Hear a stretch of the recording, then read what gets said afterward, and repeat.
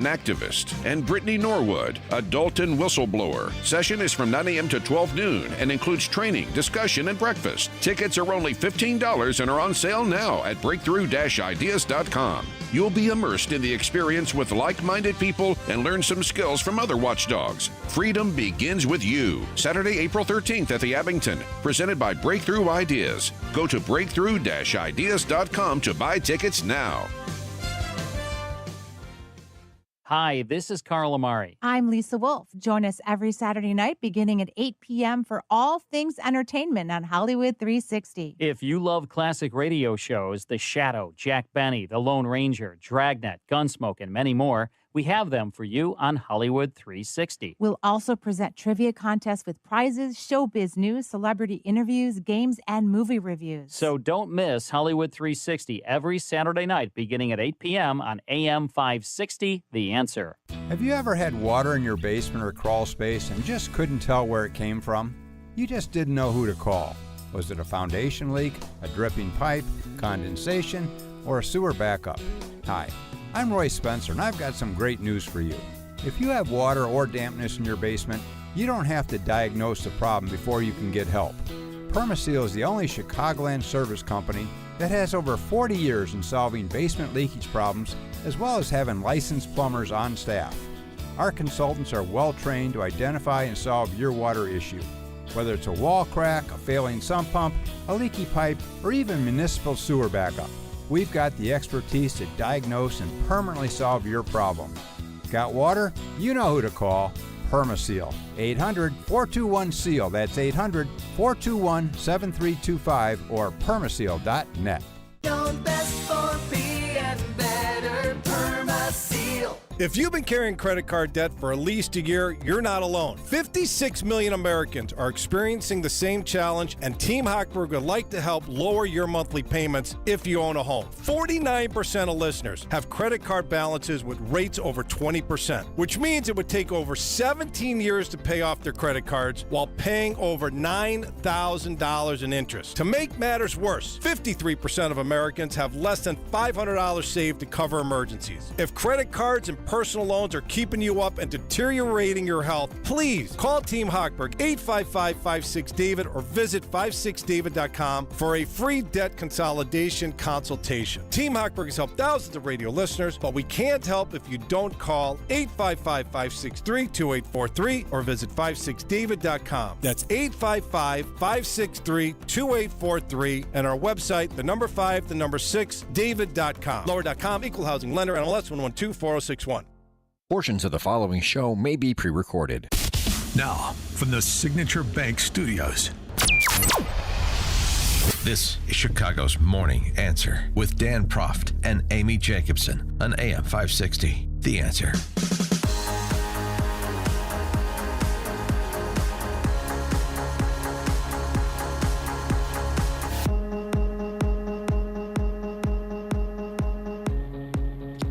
Top of the morning, Dan, and in for Amy this morning is Jeannie Ives, the host of The Right Story. The Real Story. The Real Story. Yeah. The Right Story. The Right Real Hey, Story. it's all good. On Sunday, 7 to 9 p.m. on these airwaves. Great to have you, Jeannie. Thank you for having me on, Dan. So Biden and Trump are both in New York today. And Clinton and Barack Obama and Sam Bankman-Fried. Well, the Busy distinction... day. Yeah, the distinction is what Biden and Trump are doing, and you sort of indicated as such. So Biden is doing a Radio City fundraiser with the former presidents you mentioned. Meanwhile, is P. Diddy Combs going to show up too for that? I don't. Yeah, we'll get to P. Diddy. That's right. P. Diddy or anybody on his list, maybe. Yeah. It'd be interesting to do a Venn diagram. Kamala Harris likes Venn diagrams. A Venn diagram of the P. Diddy list and the invitee list for the Clinton, Obama, Biden funder.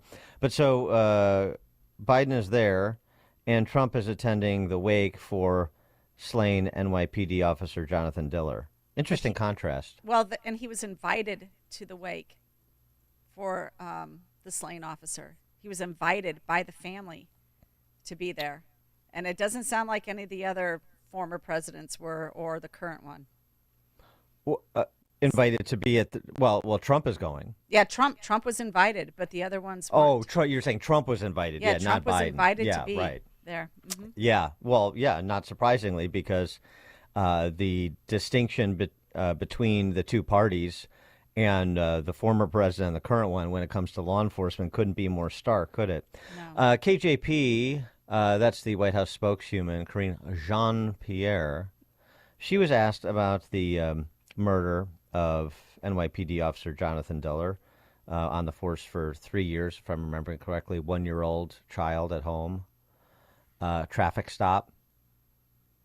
Remember, well, not you don't need to remember, but to repeat when we've talked about so many of these traffic stops, dangerous situation for law enforcement. Perhaps the most dangerous situation for law enforcement. So why didn't this officer do this at the traffic stop? And he could have just, when the guy attacked him, he could have done that, or he could have gone to wing him rather than shoot him in the chest, even though the guy pulled a gun on him, and so on and so forth. Well, yet again, unfortunately, we have to have a tragic reminder of how dangerous those traffic stops are, particularly in cities that don't really have an interest in keeping repeat violent offenders off the street, of which the alleged in the murder of Diller was 21 arrests, 9 felonies, 1 felony arrest for unlawful use of a gun as recently as last April. KJP had this to say on the topic. Take a close listen. President Biden is deeply grateful for the sacrifices police officers make to keep our communities safe. This shooting is yet another painful reminder of the toll of gun violence, that what it's doing to inflict on families and our communities and our nation. And that's why the president signed more than 24 executive actions. That's why we're able to pass a bipartisan agreement to deal with the gun violence that we're seeing in this country. Obviously, more work needs to be done. We need Congress to continue to act on making sure that our communities are safe. I mean, it's always gun violence, right? It's never the perp. It's just, I don't understand this party and how people can even buy in to this party anymore. And when they can talk about gun violence. The gun violence epidemic. Gun violence is a virus that just spreads. It's right. No one is individually responsible. You just catch gun violence like you catch the flu. And also, too, the alleged wasn't legally allowed to own a gun. Oh, right. That little wrinkle again.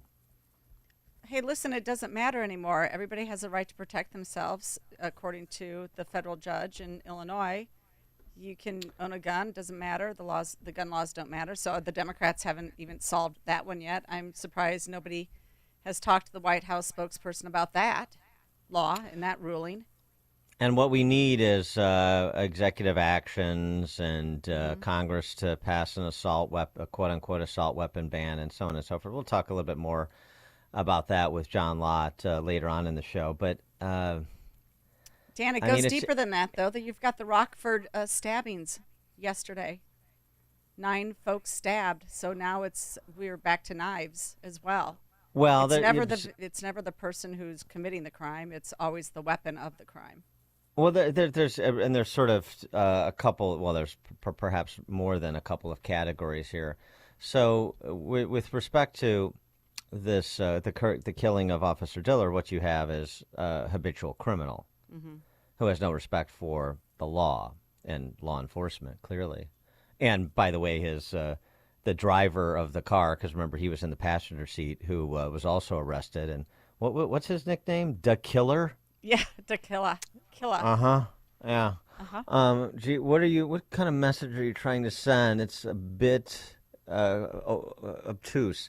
So there's that, and then there's what I understand from a law enforcement source about those Rockford stabbings. I mean, 4 people stabbed to death. 5 others stabbed and injured, and I thankfully will survive, as I understand it. But so that was a situation. Again, this is from a law enforcement source up there. That this guy went to Rosecrans, and he went to the Swedish American Hospital in Rockford, which also has an inpatient mental health facility. and both of those institutions denied this guy entrance, and then he goes on this stabbing spree. So now we have to talk about, and you know this issue well in Illinois, what we do and don't do with respect to people with mental health issues, particularly those with mental health issues who have demonstrated violent tendencies. We don't know enough about the alleged killer in Rockford yet, but it sure profiles like somebody who is deranged with violent tendencies. Well, listen, though, we've gotten rid of institutionalizing folks with mental health issues that do have violent tendencies. And I mean, when I was a state legislator, I'm telling you, my neighbor down the street said, look, my son needs to be locked up. He needs to be locked up. He has no business being in the neighborhood. And this is from his mother. And we just don't do that. We think everybody can be released. Everybody's going to be just fine on some drugs. And that's not the case. In the meantime, we spend and spend and spend on mental health, and we don't do the right thing, which is just face the fact that some folks need to be institutionalized. So in Illinois now, you would argue that we don't have enough permanent institutional space for people that pose a public safety threat. Well, that's what I'm hearing. I mean, Yeah. I don't know. Somebody has to do that analysis, but nobody's willing to actually look into facts. But I mean, there's definitely been a move that you were describing away from institutionalization, right? The mental health hospitals that have closed and so forth, right? That's true. That's correct. Craig in Mount Greenwood, you're on Chicago's Morning Answer. Hey, good morning, Dan, and good morning, Jeannie. We appreciate your talking about the issue because this has been over and over and over and over when these criminals, and we're talking repeated criminals, and it's got to do with gun violence and breaking gun laws, they intentionally let these people out because they want this to happen. They want to try to push the public to be on their side to take away guns from law-abiding citizens. That's what it's all about. They're willing to take and have all this carnage and police officers and innocent victims being killed by criminals just so they can disarm law-abiding citizens. It is sick and evil what these people are doing. Thanks for the call, Craig. Appreciate it. Yeah, I mean, of course, we have the same sort of attitude at the state level here, and this never-ending battle to make gun ownership and the right to carry as difficult as possible, despite the recent Supreme Court precedents. In fact, we just had measures introduced this session, didn't we? Yeah, no, that is true. And the other thing about it is, like, you remember that attack that just happened this week? The migrant sexually attacked the woman after choking her. He was a migrant, and while he didn't have necessarily an extended arrest record, he did have an arrest record. And he was a migrant here illegally, and yet he was released right back on the street. I don't know why these guys aren't immediately deported, locked up, taken care of, but instead he choked one woman to unconsciousness, and then he fled from that scene and then went on and pursued another woman and robbed her, or attempted to rob her before somebody walked upon her. So we have the same problem, I mean, obviously in Illinois, and nobody seems to care about locking these criminals up. You can go to CWB Chicago. You'll read about story after story. Perpetrators continue to Phil in Maryville, you're on Chicago's Morning Answer. Hey, morning. I just wanted to say that everybody knows society's getting worse. I mean, respect is not there anymore compared to the old days. We need to bring back these mental institutions. And if people think it's inhumane, I mean, they could keep them at their own home if they think it's the way to do it. Because we never had these shootings and killings like we had basically, compared to the past. Thanks, guys. Thanks for the call, Phil. Just on the mention, just to revisit it briefly, on what the General Assembly is doing, even as violent crime spirals in Illinois generally, in Chicago specifically, but as we've seen reminded of yesterday, not limited to Illinois, unfortunately, not limited to Chicago, I should say. the HB 2329, Representative Maura Hirschauer of West Chicago, Western DuPage County, up into northwest suburban Cook, Hanover Park, Streamwood. This legislation she sponsored, firearm transfer permit to purchase from your local police department, mandatory training for FOID card renewal. So the firearm transfer permit, where you have to go to your local police department to get a permit to purchase a gun, which creates a triple background check for Illinois residents who want to buy a gun. It also assists in the standing up of through the back door of a gun registry. William Kirk over at Washington Gun Law had a good dissertation on this. And the FOID card piece, the mandatory training for FOID card renewal, Illinois is one of, 3 states that have FOID cards? 2 states? Yeah, I don't even know, but we have the most restrictive, concealed carry licensing requirements. That's for sure. Well, modeling after California, the point that William Kirk makes from Washington Gun Law is that the training that this legislation to renew your FOID card to be able to purchase a gun, to be able to use a gun at a range, you won't be able to get it. So what California did, and of course Illinois loves to model itself after California, is essentially create this mandatory training and then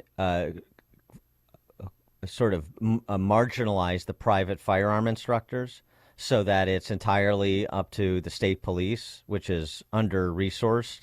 And so you don't have the number of training courses and the number of instructors that the demand needs in order to fill all those trying to lawfully, abide the gun regime in California. So that's the same thing in Illinois. So it's the old, we're going to this training, and you just look at it very superficially. Oh, maybe it's a redundancy, but it's going to save lives and so on and so forth. And then the law-abiding citizen who tries to live under this regime can't access the training required to be able to enjoy the right to protect themselves in a state that's given over to repeat violent offenders. How do you like that? Yeah, but Dan, look, the FOID card was essentially nullified by Sharon Johnson Coleman, the judge who said that she let the criminal off. I mean, the migrant unlawfully. That's a separate issue, and we talked about that. That's a separate issue. I think that's a little bit more complicated with respect to the right to protect yourself on soil, even if you're not a citizen. But we'll tackle that. But, Matt in Mount Greenwood, you're on Chicago's Morning Answer. Man, there's so much to say. I saw Kirk talking about that. He was spot on. But I was talking about you look at Oak Forest Hospital that was closed. The money went elsewhere. Tinley Park Hospital that was just sold for $1 to the Park District. Perhaps we could put all these folks that need mental health into the new park they're going to build in Tinley Park as opposed to the prisons and on the streets. And then lastly, you look at the chaos out on the streets, and it's right Saul Alinsky's rule for radicals to have chaos on the streets, to divide and conquer all of us. And they're doing a pretty good job of it, I'd say. Have a good day, folks. Matt in Mount Greenwood, thank you so much for the call. Coming up at 5:38, former comrade Bernie Flack, Nina Turner, says if Biden loses, don't go blaming black people. We'll start there after we check the headlines with Nikki Whaley. Good morning. It's 31 degrees in Chicago. In the AM 560 The Answer newsroom, I'm Nikki Whaley. A new poll shows if the presidential election was held now, it would be too close to call. The Quinnipiac University survey shows President Biden with 48% and former President Trump with 45%. If the two went head-to-head, putting Biden's lead with a margin of error. When factoring in independent and Green Party candidates, Trump gets a 1% lead, making the race a toss-up. The American Astronomical Society is warning people about fake viewing glasses ahead of April 8th's total solar eclipse. People will be flocking to the eclipse's path of totality to view the rare event with special glasses. To make sure yours are real, wear them inside and make sure you can't see anything except very bright lights. Otherwise, using them to look at the sun could be very dangerous. News is a service of In Grace with Pastor Jim Scudder Jr., now heard on Sunday morning at 6:30 on AM 560. Tune in and find hope as Jim Scudder explores God's Word and His Word each Sunday morning right here on AM 560 The Answer. A check of the roads coming up in 2 minutes on AM 560 The Answer. For the past 8 years, AM 560 has welcomed Dennis Prager to Chicago for a night of cigar smoking and great conversation. And this year, on Thursday, May 23rd, we welcome Dennis back for one final cigar night. Presented by Control Point Engineering. Join Dennis, Dan Proft, and Sean Thompson for a night you won't want to miss. Tickets are on sale now at 560theanswer.com/cigar. That's 560theanswer.com/cigar. Sponsored by Liberty Cigar Company. Hi, I'm Gary Rabine, founder of Rabine Paving and the Rabine Group. I'm a partner of Job Creators Network. I believe that less regulation is important to American freedom and protecting the American dream. Job Creators Network allows me to engage in the fight against job-killing regulations and allows me to network with thousands of other business leaders locally and nationally to grow my business and to fight to protect the American dream. Job Creators Network has been instrumental in winning many battles protecting freedom and small business over the past 10 years, stopping the Biden vaccine mandate and stopping the Biden student loan bailouts at the U.S. Supreme Court. These are two amazing wins. The JCN team has taught me that we can make a difference.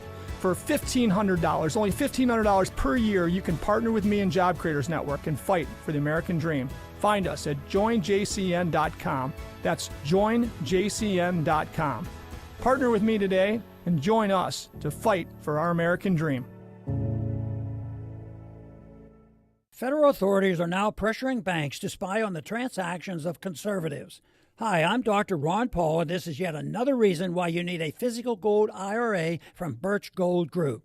To learn more, text the word SHELTER to 989898 to get your free info kit on gold IRAs. Secure your IRA or 401k right now. Text SHELTER to 989898 to request your free info kit right now. Message and data rates may apply. Paid for by Birch Gold Group. As a local business owner, you get called every week by marketing companies. We get it. We have hundreds of satisfied customers. Here's what a satisfied client recently said. Open enrollment is going great. We're hitting record numbers.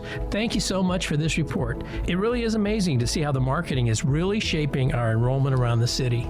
If you're a local business and ready for the next step, visit surroundchicago.com right now. Our experts are ready to help you take your marketing to the next level. Visit surroundchicago.com today.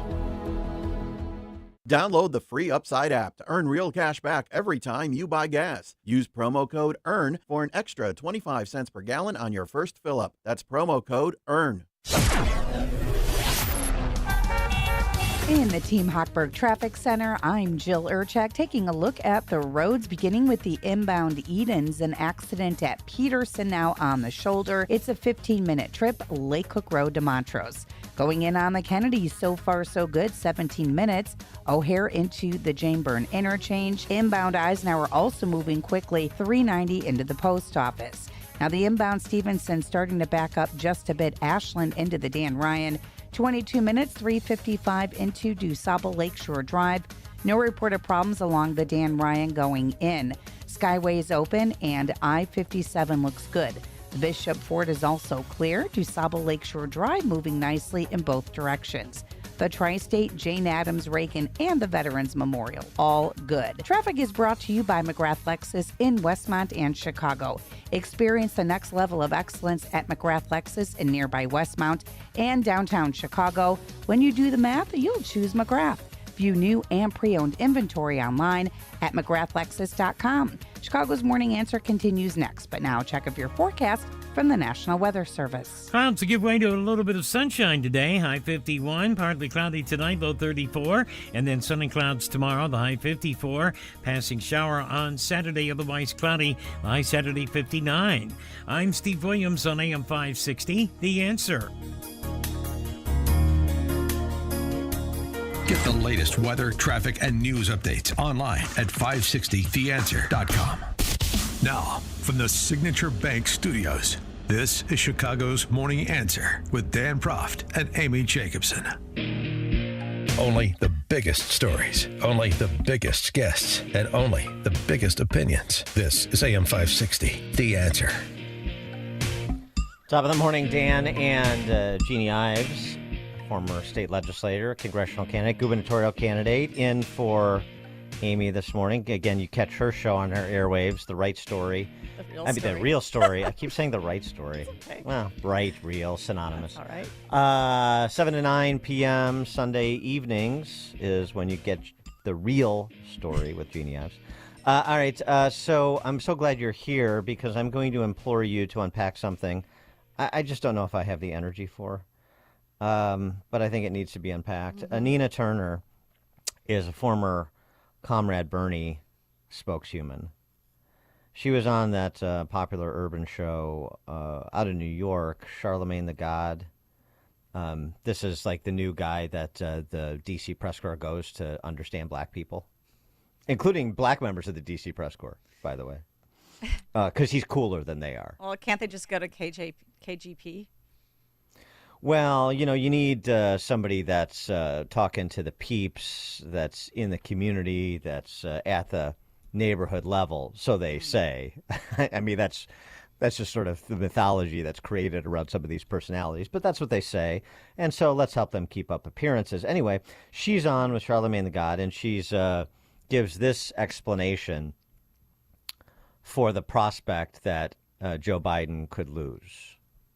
And if Joe Biden does lose to Donald Trump, don't you go blaming black Americans.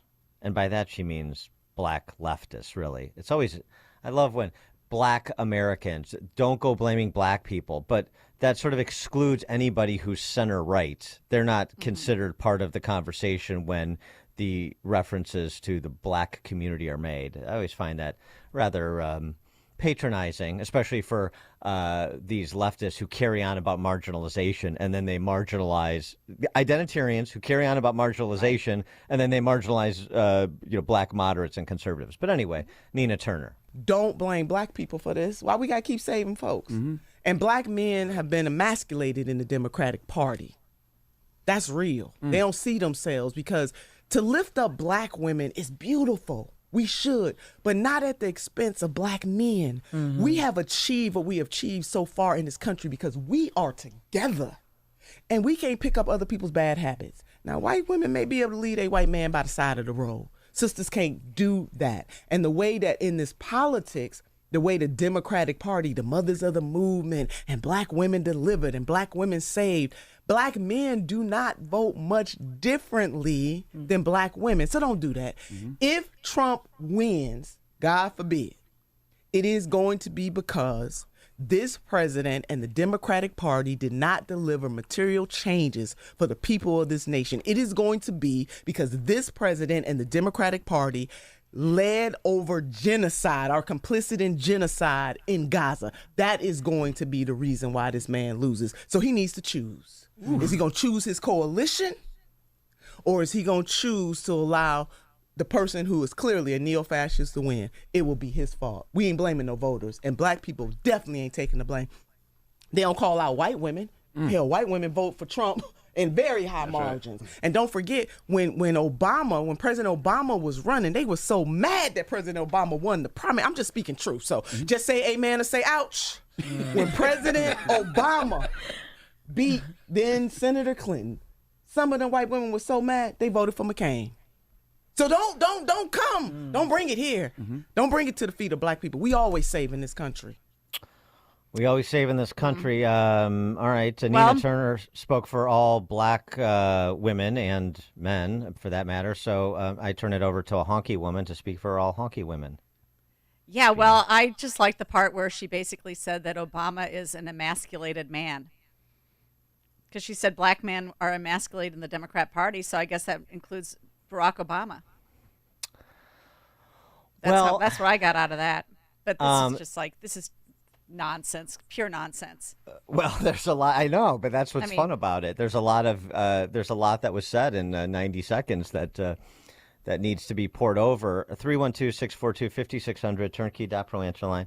64636DA, turnkey.pro. Well, I mean, you do even have the New York Times reporting that they suspect, or their latest polling shows that black Americans, Trump could get 22% of that vote. Well, that is substantial. Is that enough?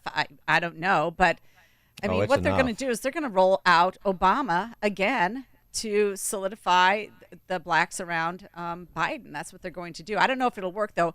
I just this week got contacted, and I won't say who it is, but it's a woman, a black woman, who runs a black organization in the Chicago area. And she said, look, you know what? I want to talk to somebody in the Republican Party because we're not going for the Democrats this year. And did she say that to you because, as Nina Turner said, Joe Biden is assisting Israel in committing a genocide? No, that was not part of the discussion. That's what Nina Turner thinks. Yeah. That's the great perspective of the new Marxist like Nina Turner, who's also serves as a useful idiot, and Marxists need useful idiots. And she's happy to run her mouth to demonstrate to the world, a la Mark Twain, what a idiot she is. But anyway, right. You're not the problem with Biden has nothing to do with pocketbook issues, has nothing to do with spending scarce taxpayer dollars on people in this country illegally to the perceived exclusion of people who are struggling in this country who are citizens. It has nothing to do with that. It's all about their identitarian politics du jour. So right now, one of those issues, as we've all seen from the pro-Hamas protests, is to platform anti-Semitism and to call what Israel is doing and trying to eradicate a undisputed terrorist organization genocide. Well, it's also interesting. That's what she thinks. If you think about white Jewish women, are they going to be responsible for Trump's victory, according to this woman? Is that the deal? Because, I was shocked at the end there where she invoked Gaza as being part of the problem here for Biden. I thought she was going to continue on the rant. She was. I don't want to get into this identitarian business about blacks saving America, whites saving America. Don't blame black people. Don't blame white people.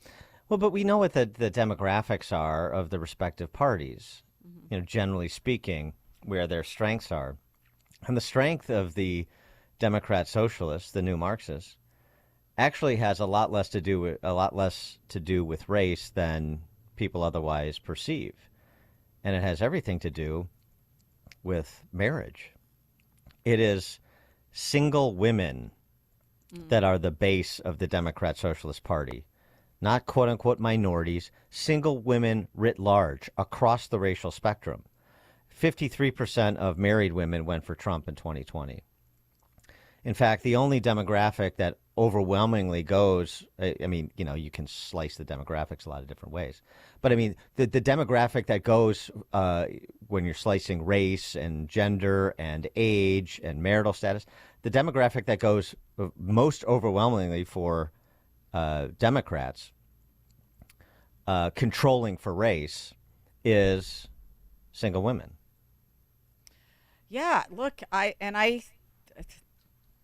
see that, I guess, in my circle of friends. Actually, my circle of friends, even if they're single women, they're obviously on the right because I don't hang out with leftists. But I would say that I've seen that in broader relationships that I know about. The single women are definitely far more liberal. There's no doubt about it. By the way, also, too, the whole riff she went on, I just as a quick aside, because there's so much there, it can get glossed over. The white women can leave their men on the side of the road or whatever she said. Basically can discard their men. But we can't do that. Really? And I'm not ascribing responsibility here because it runs in both directions. But, do you want to talk about the illegitimacy rate in the black community? Yeah, it's 80%. And you're going to tell me about what women and men in the black community, quote unquote, are what? So who's leaving who then? Because somebody's leaving somebody, aren't they? You're not going to leave black men at the side of the road, really? And black men aren't seen in the Democrat Party. What are you talking about? The speaker, the House Minority Leader is Hakeem Jeffries, right? All these. Well, in Illinois, you got Chris Welch. He's Speaker of the House. Well, up and down the power structure, and in a lot of urban centers, in most urban centers. I mean, this is a point the late, great Walter Williams made all the time. There are exponentially more black elected officials in America today than there were in the 60s. And yet, what is the condition of the black community today? Is it better or worse? I mean, better in some respects because we had de jure segregation, as we had racist laws that were on the books. But in terms of where things stand culturally and economically, Walter Williams, for one, would, and Thomas Sowell and a whole host of others, would argue what the evidence suggests, which is things are materially worse with respect to education levels, family intactness, addiction, commission of crimes. You know, Dan, though, if we just would get more minority dispensaries in the state of Illinois and marijuana gambling institutions, they would just be fine. Yeah. I mean, I just, and you food know, deserts. They have food deserts. So if we solve that and we put up, garden plots for them, all of this stuff. The Nina Turner thing, I mean, it is 90 seconds chock full of silliness, but it's also something that can't go unchallenged.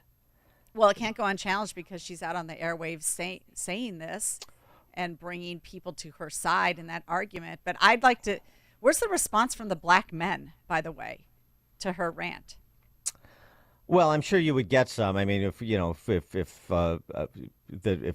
people get wind of this the way that I did, you'll probably get responses. Glenn Lowry and John McWhorter probably talk about it on their podcast, and Bob Woodson and some of these others will speak up. But it's less at the sort of opinion leader level and more so at the neighborhood level, if you will, that this sort of nonsense persists. And But does Mayor Eric Adams feel? But wait, but I mean, forget politicians and the intellectuals and so forth.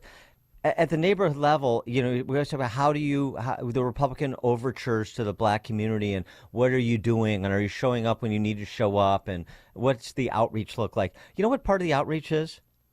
The part of the outreach is to say, you know what, Nina Turner is not only woefully ill-informed, she's also a negative. She is dragging you down by dragging the discourse down. So don't let her be some self-appointed spokeshuman for the black community the way that the white media did to you, that did the same thing to you with Al Sharpton as your designated spokeshuman or Jesse Jackson as your designated spokesman. Stop allowing these people to speak for you. And the way that you do that is to speak up and say, Nina Turner doesn't know what she's talking about. And I want to have a productive conversation. And I don't think it's a problem for Republicans to challenge. Show somebody the respect of challenging them rather than just pandering to them. We appointed this black person to this commission. We're running this black person for state legislative office. That's all well and good, too. But you also challenge. If I'm dealing with somebody as an equal, then I expect them to challenge me if they think I'm wrong, and I'm going to challenge them if I think they're wrong. And we don't do that enough as conservatives and Republicans. We're so afraid. We're so afraid to be called this, and we're so afraid to not be deferential enough, the culture of deference that Shelby Steele writes so eloquently about. Challenge nonsense regardless of who is spewing it. Well, they've effectively shut down debate in Springfield because nobody on the Republican side wants to be called a racist. Yeah, but that's what they do all the time. I know. And these guys won't challenge at all in this state. Well, I know. And the problem with the Republican Party in places like Illinois is you have no leadership and you have no intellectual heft. Exactly. And so you have nobody who can even make an argument, even if they attempted to. I mean, what's Tony McCumbee going to make an argument on this topic? I mean, give me a break. Don't get me started. Lewis, Southside. Good morning, Dan. Good morning, Miss Ives, I think. Yes. Okay. I hope I got that right. You did. Okay. Those black women you talking about, that's what they called that black girl magic that Joe Biden had enlisted when he won that election. And that black girl magic, that's just made up of two sororities, the AKAs and the Deltas.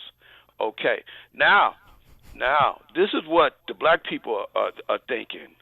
They have been erased. Barack Obama erased the word off all legal, off all federal laws. And it was 20 May of 2016. The word was Negro. That's what a lot of people have on their birth certificate. He erased that word off all federal laws. Along with that, they are being replaced, and they see this. They see this in real time.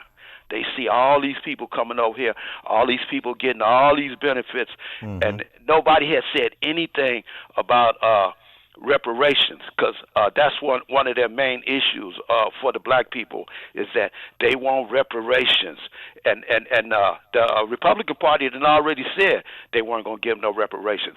But this is what the Republican Party don't understand, is that they don't really care about reparations. What they're looking at is that what Mike Johnson did when he did not approve that immigration law, is that the Democrats and the Republicans, both of them, they wanted to legalize. They wanted to find a pathway to citizenship for these people that's already over here who've been here for 10 years, and for the 10 million what they call encounters. They want to find a pathway. Yeah, right. For them. No, right. And so you're saying that's the replacement, and that's what the opinion of Black Americans, a lot of Black Americans, is that they're being replaced, and both parties are complicit. That's your point? And not only that, you can see it from July of 2022 to July of 2023. 58,000 people left Cook County. 32,000 people left the state of Illinois. Yeah, they are running because they are afraid of this replacement that's coming in, and they ended up paying for it. They paying for their own demise. Thank you, my man. Thanks for the call, Louis. Yeah, right. No, I think that is the attitude, and we talked about it in the context of the Bring Home Chicago transfer tax increase that failed. I think it failed in large measure because black residents balked at it because they say, well, this money's not going to go homeless. It's not going to go to serve the homeless in our community. It's going to go for more money for migrants. Money is fungible. They understand that, and they see where the money is being spent, and it's not being directed at them, despite the black that black politicians dominate the power structure in Chicago and Cook County. Tony, Downers Grove.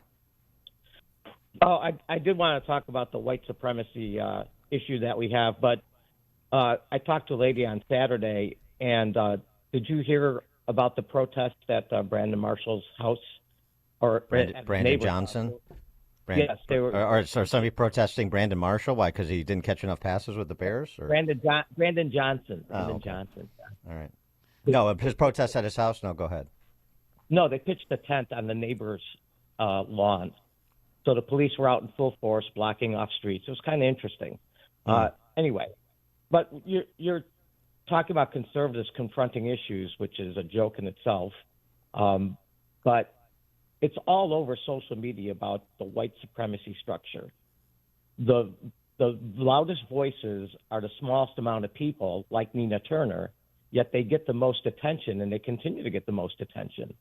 So when we're talking about confronting this, it's how do you combat those voices that have the biggest microphones, and the microphones are never challenged? And well, thanks for the call, Tony. I mean, look, so if it's on social media, then it's and you see it, then everybody else does too. So chime in. Just chime in. Stop worrying about who's got the biggest microphone. My microphone is a little bit bigger than some of our listeners' platforms, and then there are obviously people that have much bigger microphones than I do. So you just chime in where you can. Keep it simple. Yeah, but I actually think that her rant should be exploited. I think it looks bad.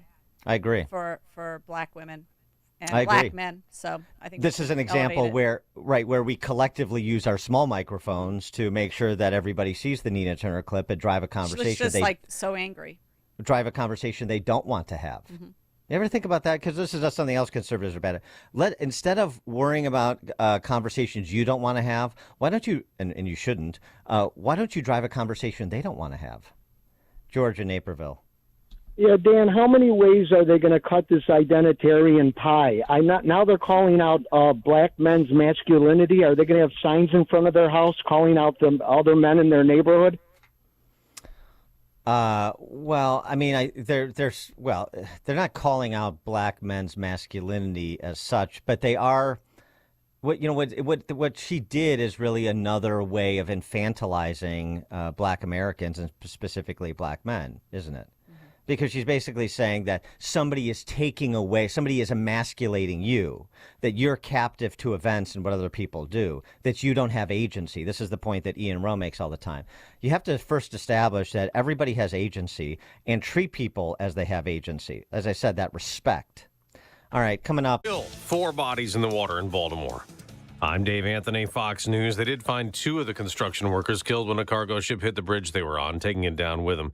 They were found in a submerged truck. Here's Maryland Governor Wes Moore. This work will take time, but we're going to make sure that we are going to leave no one behind. Fox Business Network Cheryl Casoni reports. Resolve Marine, that is a salvage firm that helped contain the Deepwater Horizon oil spill and help safely demolish part of the Tappan Zee Bridge here in New York, is heading to Baltimore as the long road to recovery begins. The plan, refloat and remove the ship that crashed into the Francis Scott Key Bridge, killing 6. The immediate concern, hazardous materials. 56 of the containers still on the deck of the ship full of hazardous cargo. Some has been breached, a sheen on the river's surface seen. 4 people are dead in Rockford, Illinois, where a man went on a stabbing spree. Like most Rockfordians, just totally shaken by this act of violence. Mayor Tony McNamara, several others were wounded. They have a 22-year-old suspect in custody. Former President Trump plans today to attend the wake of a murdered New York City police officer. Jonathan Dillner was shot at a Queens traffic stop Monday. The accused gunman was hit and wounded and returned fire.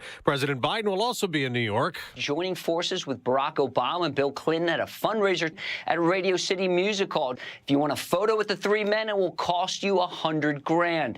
Tickets to the event range from $225 to a cool $500,000. Fox's Lucas Tomlinson. A new Fox News poll shows a 5-point Trump lead over President Biden.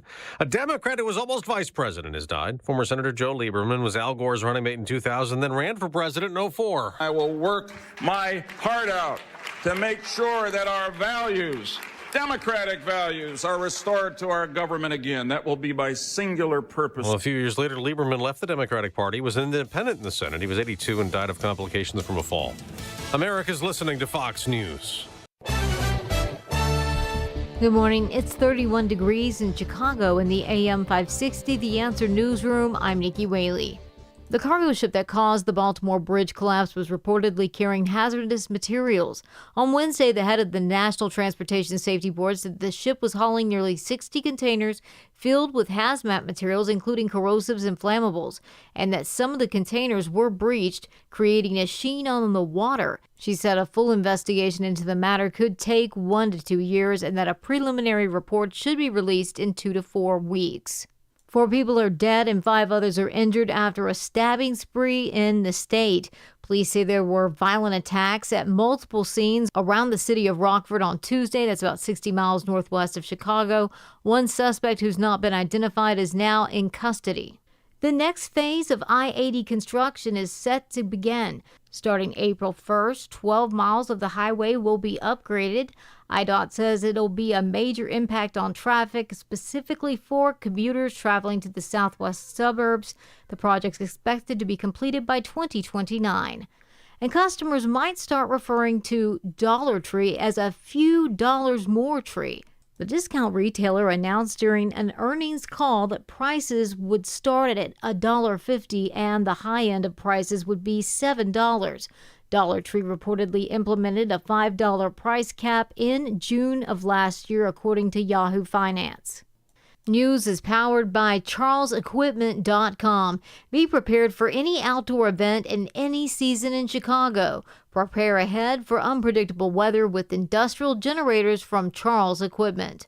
A check of the roadways coming up in 2 minutes on AM 560 The Answer. Mike Gallagher wants a real answer. Will somebody please tell me why voter ID laws make it harder for people of color to vote? I'm waiting.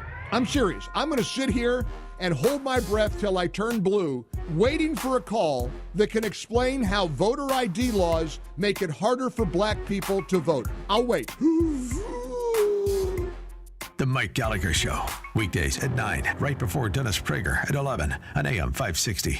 The Answer. Texting privacy policy and terms and conditions posted at renofy.com/notices. Texting enrolls for recurring automated text marketing messages. Message and data rates may apply. Reply stop, opt out. John, I'm putting my foot down. We can't put off renovating this house any longer. Our kitchen is so small. We need to finish the basement for the kids, and don't even get me started on the bathrooms. Honey, renovating is so expensive. We can't do all those projects. With Renify, we can. What's Renify? Renify loans are a new type of home equity loan only for homeowners doing renovations. We can get up to $500,000 and keep our existing low mortgage rate locked in. With Renify, we can do everything on our renovation list and we don't have to refinance? That's right. Renify loans are the only home equity loan that use the after renovation value. Just what we need. How do we get started with Renify? Just send them a text. Text BASEMENT to 323232 and see if you qualify for up to $500,000 to renovate your home with Renify. Unlock the future value of your home right now to get the money you need without refinancing. Text the word BASEMENT to 323232 to get started today. Text BASEMENT to 323232. NMLS number 1802847. Not all borrowers or properties qualify.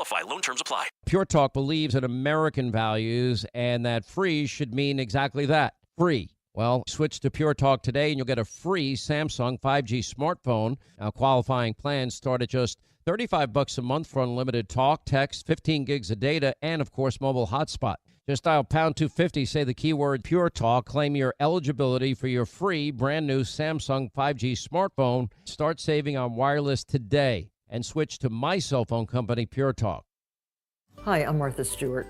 Every year, more than 4 million pets enter shelters here in the United States. My friends at American Humane have been helping animals since 1877. The goal is to ensure that pets have a safe shelter, especially during natural disasters. Adopting a shelter pet allows shelters to help more animals awaiting care. Please consider adopting today and take some time to learn more about American Humane's other work at americanhumane.org.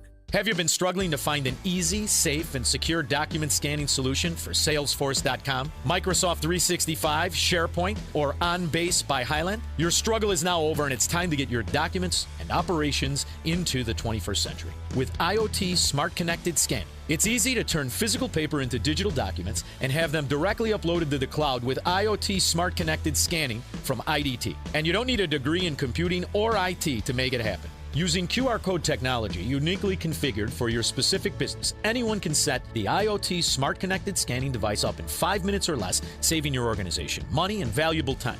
Remote employees can even capture documents and send them safely and seamlessly. Organize documents efficiently and securely with IoT Smart Connected Scanning from IDT. To see a demo or to order now, go to ready4idt.com. That's ready4idt.com. Use promo code SMART and receive 10% off your order. IDT, putting paper in its place. In the Team Hochberg Traffic Center, I'm Jill Urchak taking a look at the roads. It's still wide open going inbound on the Edens. The Kennedy slowing down Austin to Montrose, 25 minutes in from O'Hare to downtown. Still okay on the inbound Eisenhower as you head from 390 into the post office. But the Stevenson, we have some delays building there at 26 minutes from the Veterans Memorial Tollway into DuSable Lakeshore Drive. Inbound side of the Dan Ryan, a 13-minute ride from 95th Street on in. Those express lanes are tightening up, Pershing into the Chinatown feeder. As you head over to the Skyway, that's moving nicely along with I-57 Ford inbound tight 111th into the Dan Ryan. A stall has just been cleared northbound Tri-State before the Bensonville Bridge, and all the tollways at this time are moving along nicely. Traffic is a service of Salem Surround, a local digital marketing agency providing high-performing digital solutions to surround your target audience. Go to surroundchicago.com today. Chicago's Morning Answer continues next, but now check of your forecast from the National Weather Service. Clouds will break for a bit of sunshine today, the high at 51. Tonight, partly cloudy, low 34. And then sun and clouds for tomorrow, the high 54. Passing showers Saturday morning, then a cloudy day, the high at 59. I'm Steve Williams on AM 560, The Answer. Get the latest weather, traffic, and news updates online at 560theanswer.com. Now, from the Signature Bank Studios, this is Chicago's Morning Answer with Dan Proft and Amy Jacobson on AM 560. The Answer.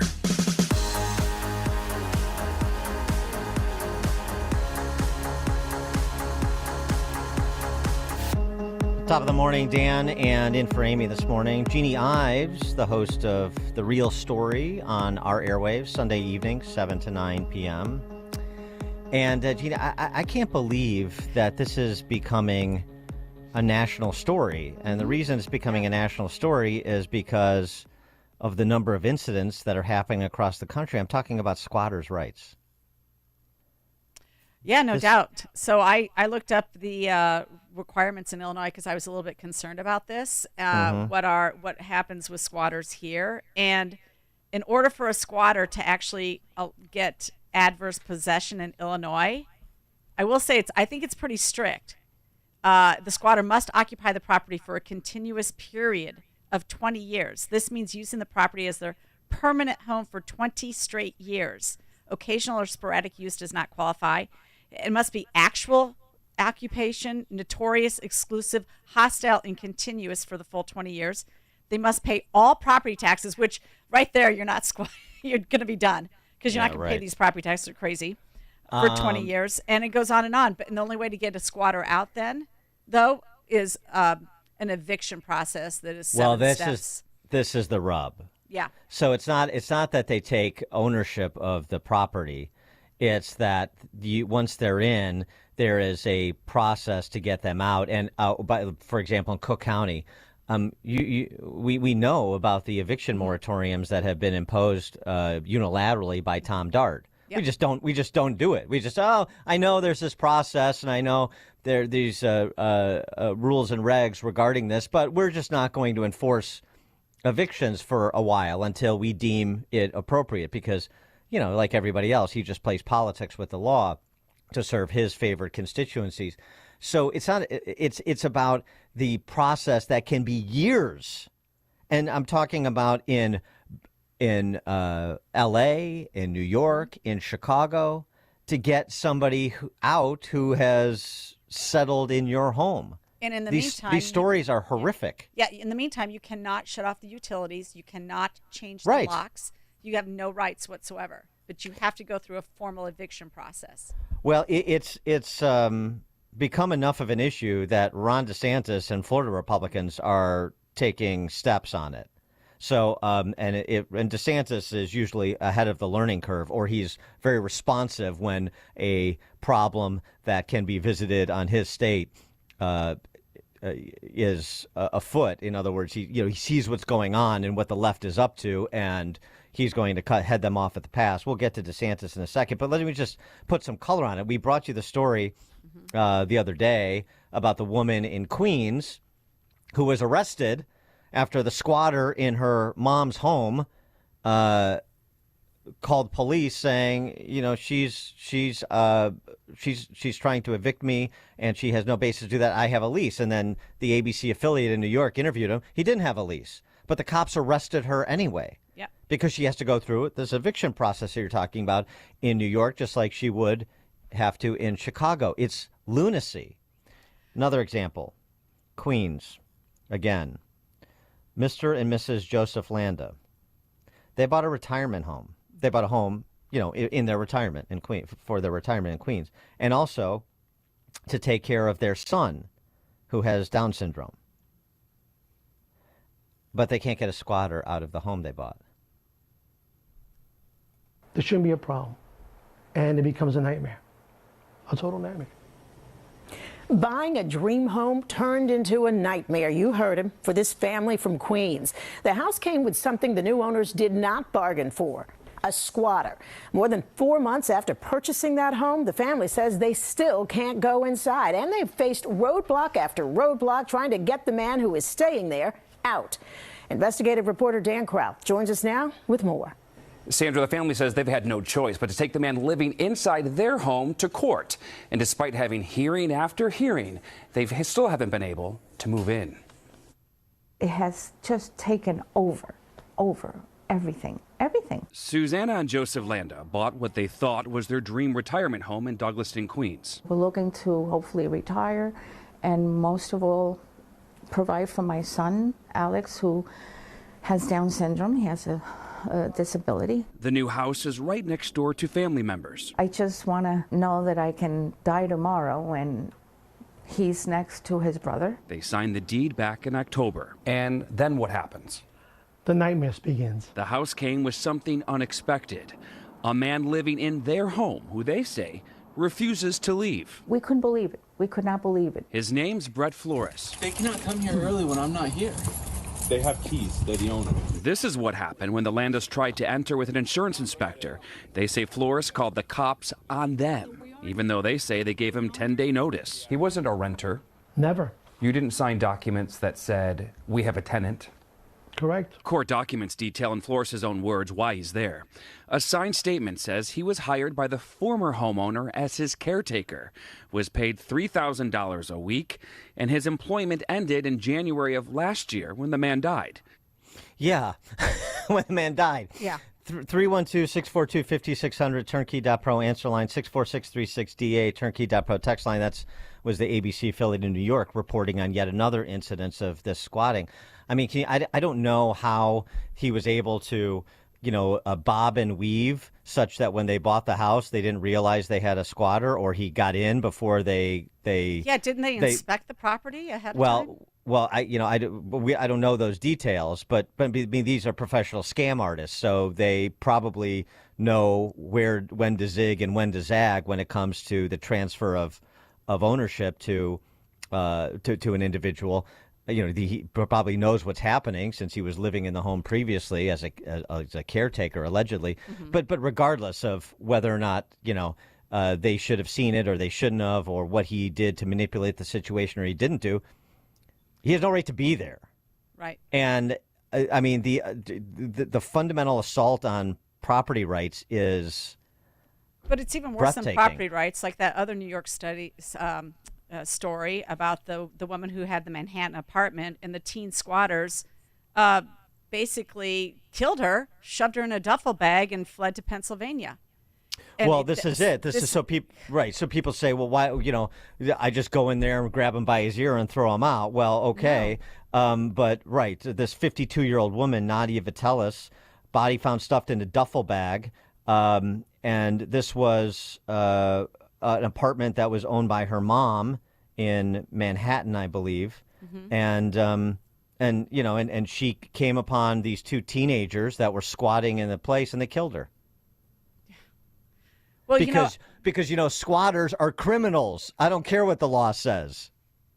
Well, okay, so maybe we should talk to Justin Slaughter, though, at least for Illinoisans. I mean, he's the architect of the Safety Act, the chief sponsor of that. And, they had specific requirements, like, within 2 days you have to be able to go before a judge on whether or not you are retained in jail or you're released. Within 90 days, even if it's a Class X felony, you have to go to trial. And yet here, you cannot get an eviction in the state of Illinois in a timely manner. I mean, where is the legislature? I mean, this is not a new story. Actually, these squatting stories have been popping up now for at least a month, and there's been nothing filed that I know of. Well, why would there be? There's no Republican Party, and this is part of what the Democrat Socialists want. So it's going swimmingly for them. And by the way, this is, we talked about probably last week when it first bubbled up to the surface, that Venezuelan influencer who is, put out the clarion call, say, here's how you can live for free in America. There's this thing called squatters' rights, and he details it. And there's now reporting about all these sort of resources and instructionals online about how to properly seize somebody, properly in quotes, seize somebody's property and live rent free. Well, listen, I mean, this is a problem in Illinois because I know a lot of friends. They're spending 6 months and 1 day in Florida, but they have their house in Wheaton still. I've got a couple of them in my precinct that I know of personally. Right, and so the vulnerability is what you're. Very vulnerable absolutely. Up here. Colleen in Wicker Park, you're on Chicago's Morning Answer. Hi there. Yeah, I just want to chime in and say amen. The system is set up so it makes it incredibly difficult. We had a situation, unfortunately, about a year ago. It was finally resolved, but we took in a neighbor from across the street whose house was foreclosed on, and while he was at work, the sheriff came, changed the locks, and he couldn't get back in his house. And so we just did the neighborly thing. We said, well, you can stay upstairs in my apartment. I'll stay downstairs in a different one. And I had to give him some clothes to sleep in. He had nothing but the clothes on his back. So you think, okay, this is a neighbor. He's just had the rug pulled out from under him. And turns out he was about older than he told us he was. So we had early onset dementia going on there. And he got in, and we couldn't get him out. And I tried Catholic Charities. I tried the police. We even called the city on our own account to say, we don't have any running water at all in the bathroom. We don't have hot water at all upstairs, and it's not fit for habitation. But they came out and looked, and they said, yeah, you're right. It's all of this. But the guy, when he saw us coming in the front door, he skedaddled out and down and around out the back. And he eluded. At some point, we finally got him into, well, we didn't get him, but we found that he had been taken to a residential home for seniors. And he escaped from there and came back here. We thought, phew, we're done with this now. Nope. He came back to the house, and we were told, you cannot change the locks on him. So here he was back in the house again. So this went round and round, and everybody and their uncle was finally involved. But it took 13 years to get him out. Oh, and my place gosh. looked like 13 years of absolute neglect.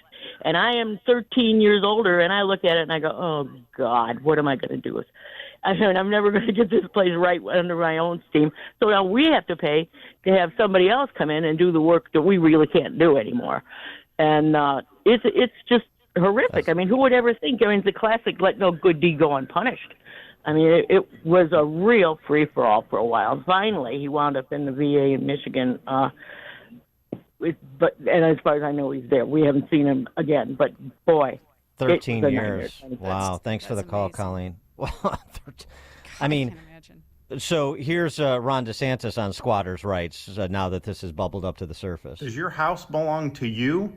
Or if you are not using it, can someone just come in, squat for a period of time, and then claim that they have a right to be there? This so-called squatter scam is something that's happening around the country. There's even videos telling people how to go in and take over an empty house. That was never how the law was supposed to work. And in Florida, we are going to take action today to end this scam and to protect the private property rights of our homeowners.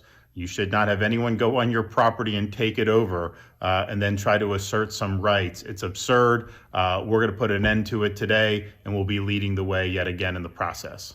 And so how long did it take him to do that? Like no time at all. He sees the problem, he solves the problem, passes the legislation, it's done. And in Illinois, nothing. Not even a whisper. No floor speech about it, no nothing. Well, if you can't get lawmakers to act, maybe you can enlist Flash Shelton.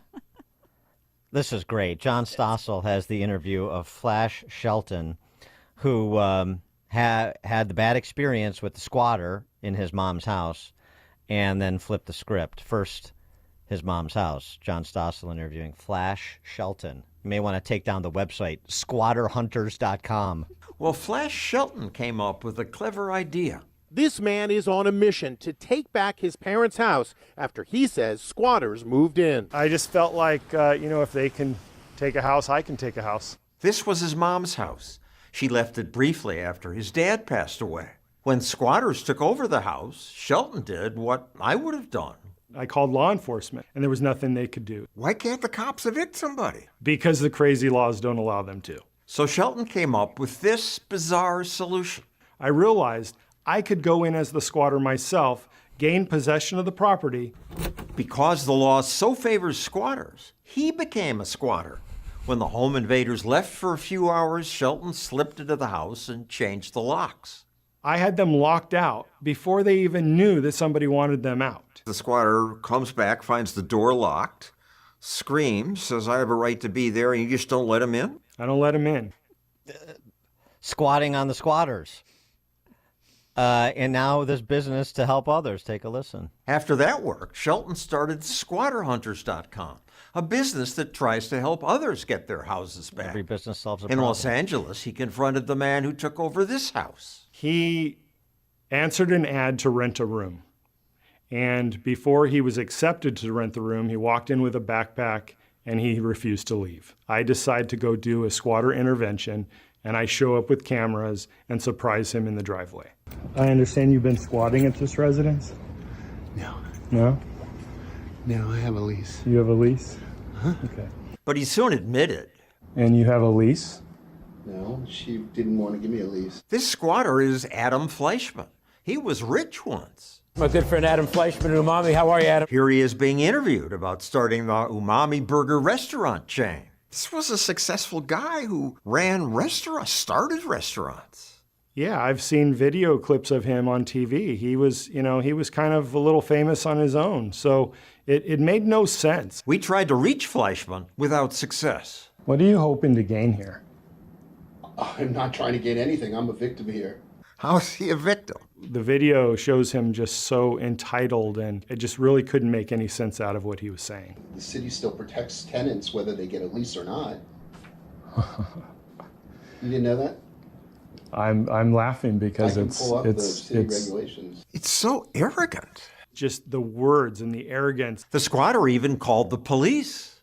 This wasn't his house. He has no legal right to be there. So he felt that since he had possession of the house, which is true, that he had the right to call law enforcement and have me removed. And where does he hear this, that he has this right to squat? The city was telling him this. The LA City Council approved a package of new policies Friday aimed at protecting tenants. City politicians are so eager to favor tenants, they protect squatters. But now Shelton was a squatter too, one who threatened to bring his friends. We'll be here to help you leave. More the merrier. Only then did Adam Fleischman get a mover and leave. Squatting on the squatters apparently is the solution when you don't have law enforcement and private property rights in your community, like in Chicago and New York and LA. This happened in Beverly Hills, too. There's a story out. It's astounding. Well, it is. I mean, I don't know. Maybe I should take it up, too, in retirement. I'll just squat at my kids' houses, 2 months with each of them or something like that. I'm going to squat at Pritzker's Gold Coast Mansion. Change the locks when Fat Boy goes out for a snack. Frank in Tinley Park. Yeah, these people that get squatted on, don't they have like a refrigerator that they bought, a microwave, a grass cutter in the garage? You can go to Walmart and get the receipts, call the police, and report your stuff stolen, and it's in that house. And that squatter is in possession of the house. He stole your equipment. Yeah, I don't think that's going to work, Frank, because, again, you've heard these stories. It's you have tenants' rights, so I don't need to have a lease. I've got a possession, 9/10 of the law, they would argue ignorantly. So that, trying to backdoor it when police are charged by the lawmakers with deferring to whoever occupies the house, regardless if it's legitimate or not, that doesn't work. Dan, I mean, the idea that anybody, that the squatter has to actually, I'm sorry, the guy who is making this a business, the fact that that's a business, right? What the heck? That speaks to it's insane. It speaks to this the reality on the ground in big city America. Bill in Crown Point. Hey man, how are you? Long time no speak. Same thing happened here. I'm not in Crown Point anymore, just for that reason. We ended up going through 2.5 years of this whole ordeal, and resulting in putting the house up for sale. And hey, we're neighbors now. I'm down here in Florida. Very good. Congratulations, Bill. Ziff in Hyde Park. Dan and Jenny, how you guys doing? But y'all missing 2 points. Let me show y'all. Put y'all up on some game right quick. Okay. I call you. I tell you that I'm doing a house in the neighborhood, clean the grass. I see it's vacant. I put you in there. You give me $700. The owner come by and offer you cash for keys. You get $10,000 to move. That's one scheme. That's one way you can do it. You take the whole house over for $700. I'll give it to you because I'm in charge of 100 houses for the bank because I do the grass and the snow, so I know the houses that are vacant. I sell them to you for $700. I come in, the owner, and want to get you out of there, so I write you a check for $10,000 cash for keys. That's one of the schemes. The second scheme is when I see a building that's vacant, that's got a for sale sign on it, or if I check the garbage and there's no garbage or the grass ain't been cleaned, I move somebody in there. Then the owner comes, I give him in 24 hours. When I come in your place, Dan, I got about 3 hours to get a lease, change the locks, because I know the police going to come. When they knock on the door, I show the lease, I show my information, and so you just turn around and say, okay, the owner's got to take me to court. So I'm there, and you drop me some cash for keys. I'm on my way, move to the next house. So they make about $10,000 a week. That's not a bad check, Hungarian. Wow. Wow. That's interesting. Wow. That is good insight, Ziff. Thanks for the call. Sorry to cut you off. Is that really happening? Well, I don't know. I wouldn't doubt it. It does. There is some logic to what Ziff is describing, particularly with all the vacancies in certain neighborhoods in Chicago. I mean, it does make some sense. Well, I mean, it's just a fascinating and disturbing story on so many levels. All right, coming up at 6:36, we'll be joined by George Mason University, the Mercatus Center at George Mason University economist Don Boudreau. Is Trump really, is Trump's valuation on True Social really $3.5 billion? No, it isn't. 6:36. Now we check the headlines with Nikki Whaley. Good morning. It's 31 degrees in Chicago in the AM 560 The Answer newsroom. I'm Nikki Whaley. The Carnival Legend cruise ship will not be able to reach Baltimore's cruise ship terminal due to the collapse of the Francis Scott Key Bridge. The ship was scheduled to return on Sunday, but instead it will dock in Norfolk, Virginia, and provide guests with free bus service to Baltimore. The State Department is offering a big reward after a ransomware group hacked into United Healthcare. Back in February, the group managed to hack into a subsidiary of United Health that manages payment systems for most of the country's hospitals. They disabled security features, stole confidential information from patients, and demanded money to keep the information private. This week, the State Department says they're offering a $10 million reward for information that would lead to the identification or location of those involved in the cyber attack. News is a service of Del Bacchio Marchetti Group at Properties Christie's International Real Estate. Experts in the northwest suburbs in Chicago. With over $800 million in sales, you'll get the most value for your home. Call 708-828-0000. Again, 708-828-0000. A check of the roads coming up in 2 minutes on AM 560 The Answer. For the past 8 years, AM 560 has welcomed Dennis Prager to Chicago for a night of cigar smoking and great conversation.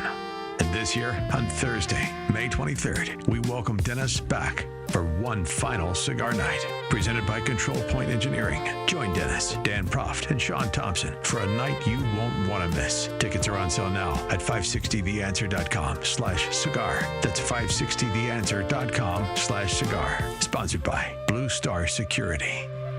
A storm is on the horizon, and you need to keep the lights on no matter what. Your business relies on the power being on 24/7. It's the lifeblood of your data and computer systems. Weather-related outages from the power company are not acceptable. Your need for a source of power that's reliable 24/7, along with round-the-clock service that can dispatch technicians to your site immediately, is mission critical. Your business needs Charles Equipment Energy Systems on speed dial. These are the big boys, not residential or solar, but reliable industrial generators for emergency backup or events. When you need more than a 100-foot extension cord plugged into a small engine generator, call Charles Equipment Energy Systems. They keep the lights on with rental generators for job sites or power outages. A storm is on the horizon. Plan ahead. Call now to prepare generators for storms and potential power outages. Call 630-834-6000, 630-834-6000, or charlesequipment.com.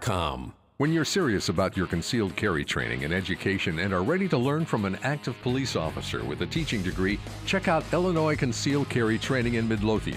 You'll learn safe, responsible firearm use, home defense planning, conflict avoidance, situational awareness, and how to remain physically, morally, and financially safe in the event you must use your firearm in self-defense or the defense of another. Weekday and weekend classes available. I'm Sergeant Gary Carr, police firearms trainer and the owner of Illinois Concealed Carry Training. We'll arm you with what really counts: knowledge and training. All concealed carry curriculums are not created equal. This may be the single most important decision you'll ever make for yourself and your loved ones. Choose between 3 and 16-hour classes that are available both weekdays and weekends.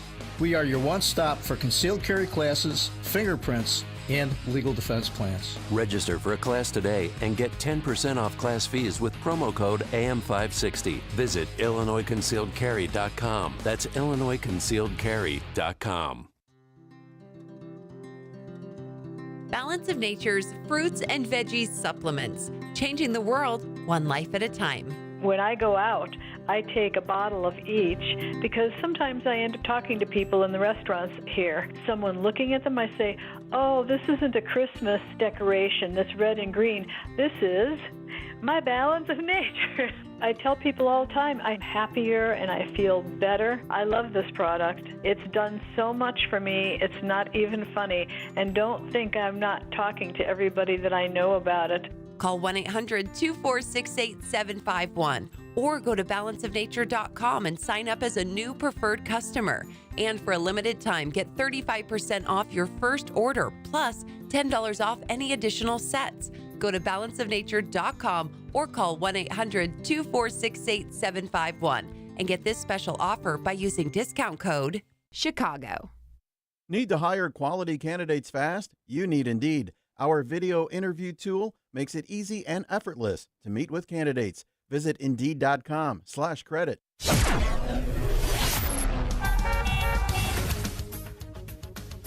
In the Team Hochberg Traffic Center, I'm Jill Urchek taking a look at the roads. Good news going in on the Edens. It's still trouble-free. The Kennedy inbound side is a 28-minute trip as you head in from O'Hare to downtown, especially tight Austin to Montrose. On the Eisenhower inbound side, it's a half hour, 390 into the post office. That's Stevenson, 25 minutes, 355 into DuSable Lakeshore Drive. We're seeing delays on the inbound side of the Ryan at 15 minutes, 95th on in. That slows Pershing to the Chinatown feeder ramp. Express tight 33rd into the Chinatown feeder. Inbound Ford, sluggish King Drive into the Ryan. As for the tollways, northbound side of the Tri-State now stop and go from Reagan to the Eisenhower. This report is sponsored by Summit Racing Equipment. Summit Racing has the parts you need to keep your truck rolling right, from custom grills to tonneau covers and everything in between. Shop summitracing.com. Use promo code RADIO for $10 off an order of $100 or more. Exclusions apply. Offer ends 4/14/24. Chicago's Morning Answer continues next. But now a check of your forecast from the National Weather Service. Clouds to give way to a little bit of sunshine today. High 51, partly cloudy tonight, low 34. And then sunny clouds tomorrow, the high 54. Passing shower on Saturday, otherwise cloudy, the high Saturday 59. I'm Steve Williams on AM 560, The Answer. Get the latest weather, traffic, and news updates online at 560theanswer.com. Now, from the Signature Bank Studios, this is Chicago's Morning Answer with Dan Proft and Amy Jacobson. If you're looking for the latest news, insight into what it means, and the sharpest opinion, there's only one station in Chicago where you can turn, and it's this one. We're AM 560, The Answer. Top of the morning, Dan and Jeannie Ives in for Amy J this morning. Jeannie, of course, hosts the show The Real Story with Jeannie Ives on our airwaves Sunday evenings, 7 to 9 p.m. We were talking about this squatters' rights problem that has really seemed to be experiencing an inflection point with all these stories coming out, Ron DeSantis and Florida Republicans taking legislative action on this. And one thing I just wanted to mention in terms of a cure for this, in addition to the legislative action at the state level, if you can't get legislative action at the state level, one of the things that should be done, and maybe we could get one of the public interest law firms, like the one I co-founded, Liberty Justice Center, to take this up, but it's a Fifth Amendment takings violation. When you have... And this is an argument that Eugene Volokh, who's the great constitutional lawyer at UCLA, he's got a blog, Volokh Conspiracy. If you haven't read it, it's over at Reason Magazine. It's very good. He's very smart. But he's exactly right. It's sort of like thinking about the Twitter files. The government can't enlist a private party to do its bidding in a way that it couldn't do itself. This was, of course, with respect to First Amendment rights. Well, it's the same thing with a taking. The government, meaning Cook County government, L.A. County government, New York City government, they can't do through a private party what they couldn't do directly. In other words, they can't essentially weaponize eviction law to provide for open-ended occupation of somebody else's property, which is what they've done, even though they have this eviction protocol. This is an illegal taking for which the property owner is due just compensation, in my view, and forget my view, and Eugene Volok's view, which actually carries some weight. Well, it does feel like there should be some sort of action against the government that they took your property if they won't allow for the eviction to take place, or the police won't evict the person since you're the rightful owner. I mean, you should sue the government. I mean, we need that lawsuit to happen. If you don't have property rights, you don't have a free society. That's right. And something else too. It's more than on just this squatters' rights issue. And it's funny because, not funny, but it's interesting funny. David Mamet, in his book The Secret Knowledge, which sort of it's got to be a decade at least since he wrote it, but it sort of tracks his move away from the Democrat socialists and towards towards free market conservatism. Mm-hmm. It was municipal government. It was these noxious busybodies who seek to regulate all aspects of your life, and particularly incursions into your private property rights, that really got him angry and then reflective. Well, listen, and he started to make the move. And so it's not just property rights in this sort of obvious and egregious context of somebody just saying, I'm staying at your place and you can't get me out. That's pretty straightforward. Let me tell you another story, share another story with you. Okay. This is out of Oakland. Maybe RFK Jr. and Nicole Shanahan could stop at the residence of Victor Silva after their big confab the other day, announcing Shanahan as his running mate. Or other people could take judicial notice of this in California. Maybe it's Steve Garvey over there, better yet. 102-year-old Oakland resident Victor Silva. 102-year-old. Oh, yeah. I remember this one. Oakland resident Victor Silva. And this is how he's being treated by the city of Oakland. Wheelchair-bound, Oakland-born, 102 years old Victor Silva Sr. often finds graffiti painted onto his back fence of his Oakland home where he's lived and paid taxes for 80 years. Earlier this month, he got a violation citation from the city of Oakland to remove it by Tuesday the 19th or face an $1,100 fine plus an additional $1,277 for each failed reinspection. It was so absurd, it's like a joke. If you drive around the city and see the graffiti everywhere, it's just, I don't know what to say. I thought somebody's crazy.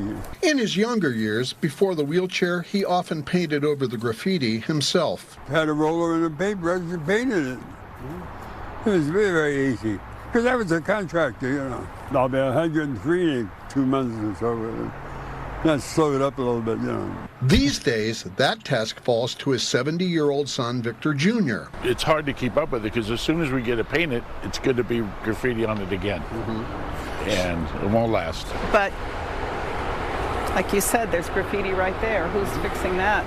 Now, this utility box has 6 different kinds of graffiti on it. I wonder if the utility got a citation. The family owns a nearby small commercial building which has been broken into 3 times in the last year. On one occasion, Victor Jr. found a person inside. In each case, he called 911. And I'm put on hold every time. So it's hard to understand where our tax dollars are going. They can't answer 911, but they can come out and hassle you about a fence. I had to ask, how does one live to 102 or 103? Very easy. Just keep breathing and, behave yourself. I would hate to think that there's other 100-year-old people that are being harassed like this. Oakland has to change. It's just... Yeah, Oakland, sanctuary city, deep prosecution, Right. decarceration city. I mean, I'll tell you what, though, it goes. You're right about focusing on what happens at your local level, what happens in a municipality. When will the police not enforce laws? When will your city council make different laws? But it also happens at the state level, because in the state of Illinois, the state legislature wants to control everything that happens at the local level, and so you essentially are losing your landlord rights here in the state. They're eviscerating them. You cannot ask anymore about whether or not the person is a citizen. You can't have them prove up that they have income anymore before you rent to somebody. These guys, this is another way to take over that place, another way to squat. How about taking somebody's home, like this 102-year-old, through fines for criminal acts that he did not commit? So because Oakland is lawless, they've got a commercial property, they got to worry about break-ins. They've got a residential property where they get fined if they aren't Johnny on the spot cleaning up graffiti. So in other words, cleaning up somebody else's crime. And so this is where the city of Oakland is, on the side of criminals. For more on this, Don Boudreau joins us, American economist, author, professor, co-director of the program on the American economy and globalization at the Mercatus Center at George Mason University. Don, thanks for joining us again. Appreciate it. My pleasure. That's a crazy story. I mean, so, I know we talk macro this but I mean, at the micro level, at the homeowner level, I mean, people who play by the rules, particularly in big city America, are just getting pummeled by a government they finance. And I mean, I think this is as big a story as any other economic issue.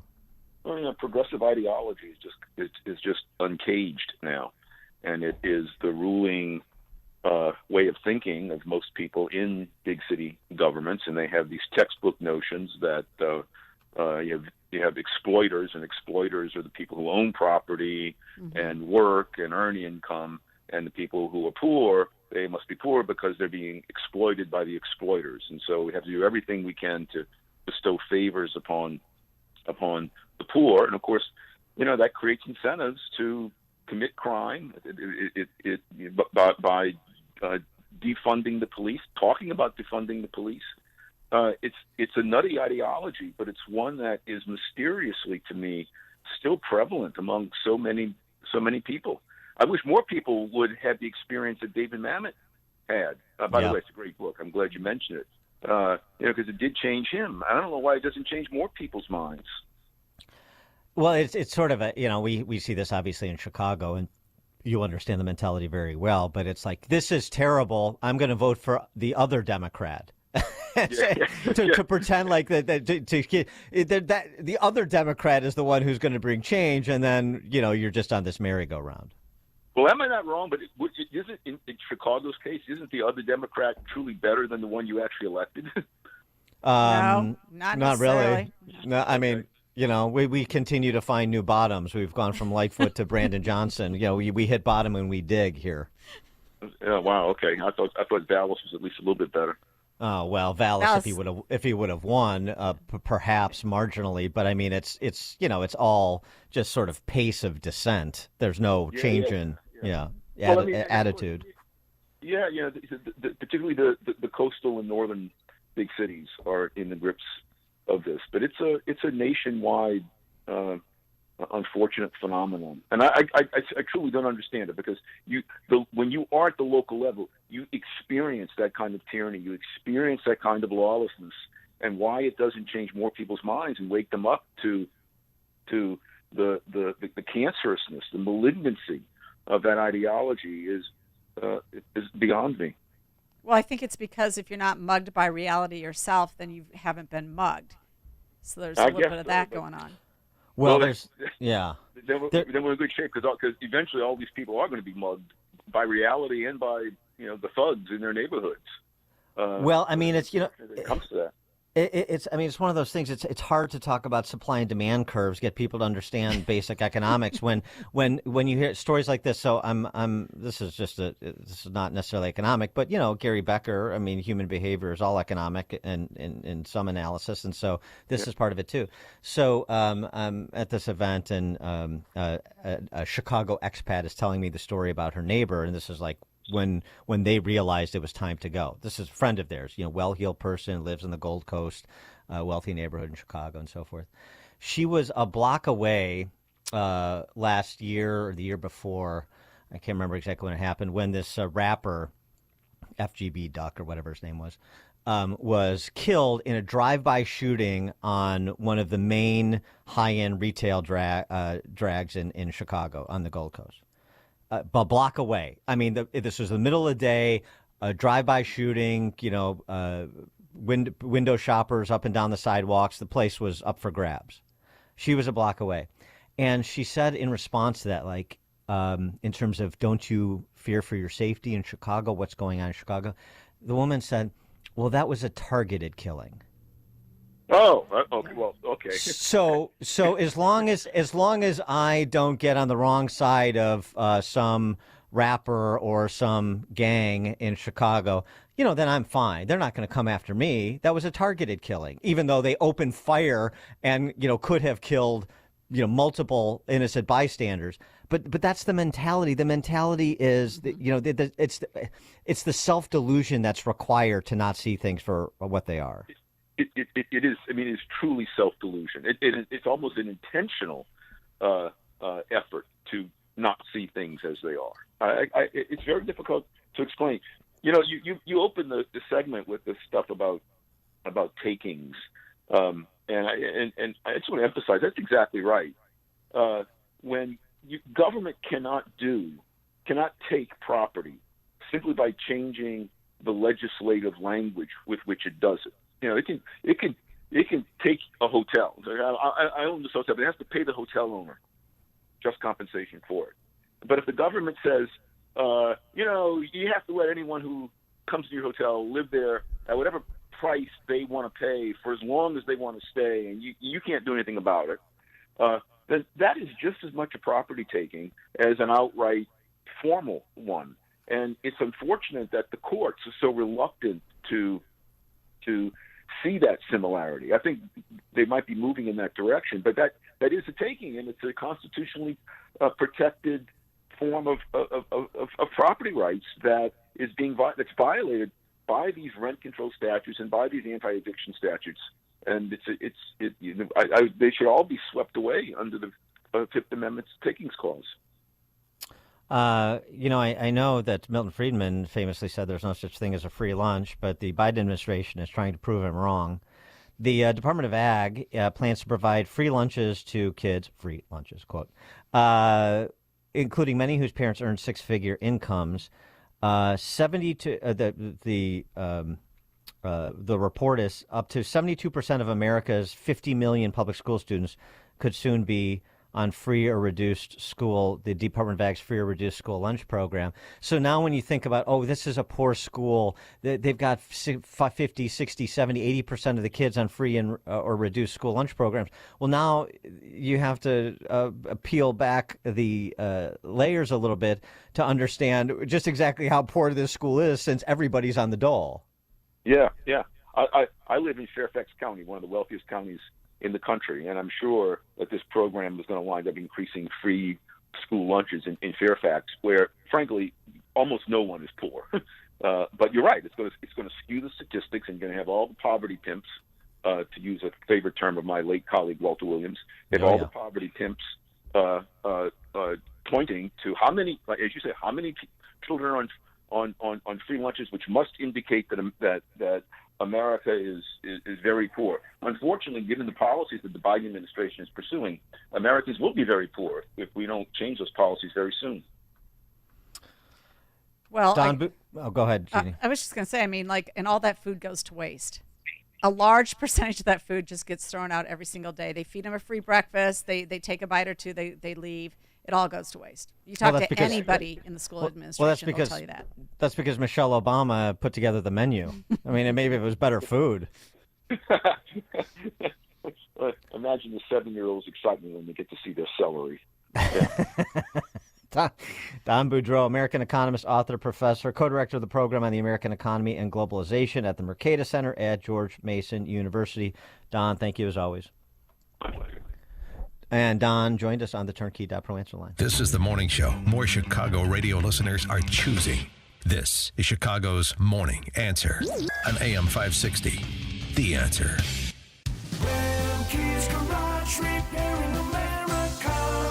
Cooler weather is here. Is your vehicle ready for the winter? Remke's Garage, your diesel engine and transmission specialist, can inspect your vehicle so you won't end up on the side of the road.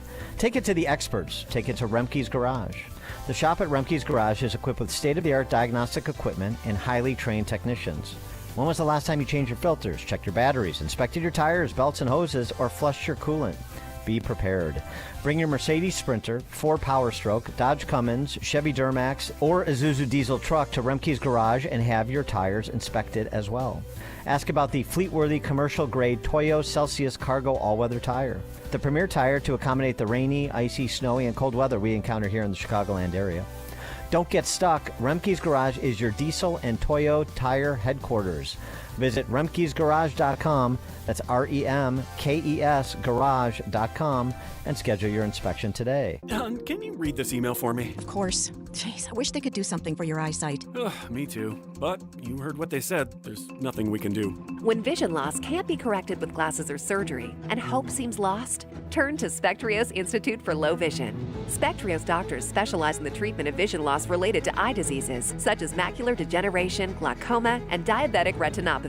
There is hope, supported by science with personalized rehabilitation plans, occupational therapies, and access technology at Spectrios. Talk to a patient service manager. They'll walk you through the program. Spectrios takes BCBS and Medicare insurance. They also have grants for qualifying patients and offer a Seeing is Believing children's outreach program. Go to spectrios.org, located in Wheaton in a building that says it all, the House of Hope. That's SPECTRIOS.org. Spectrios Institute, the head, heart, and eyes approach to better vision. Remember to keep Spectrios Institute, a 501c, in your estate or legacy planning. Only the biggest stories, only the biggest guests, and only the biggest opinions. This is AM 560, The Answer. For excellence in metal finishing, discover Reliable Plating, a trusted name in Chicago since 1954. Reliable is a fourth-generation family business and offers a wide range of finishes on nearly any metal substrate. From black chrome to electro-less nickel, from cadmium to precious metals, Reliable offers nearly every type of plating as well as chromating and passivating. They can also manage your polishing, buffing, or abrasive blasting requirements prior to plating. Every job, big or small, goes through meticulous planning and processing to ensure the results meet all the specifications and expectations of you or your customer. Allow Reliable Plating to become the plating department of your business. Reliable is ISO 9001 certified and ITAR registered. Reliable's promise, like their name, is clear: to continue a tradition of quality and dependability. Visit reliableplating.com and call Colt for quotes or questions. That's reliableplating.com.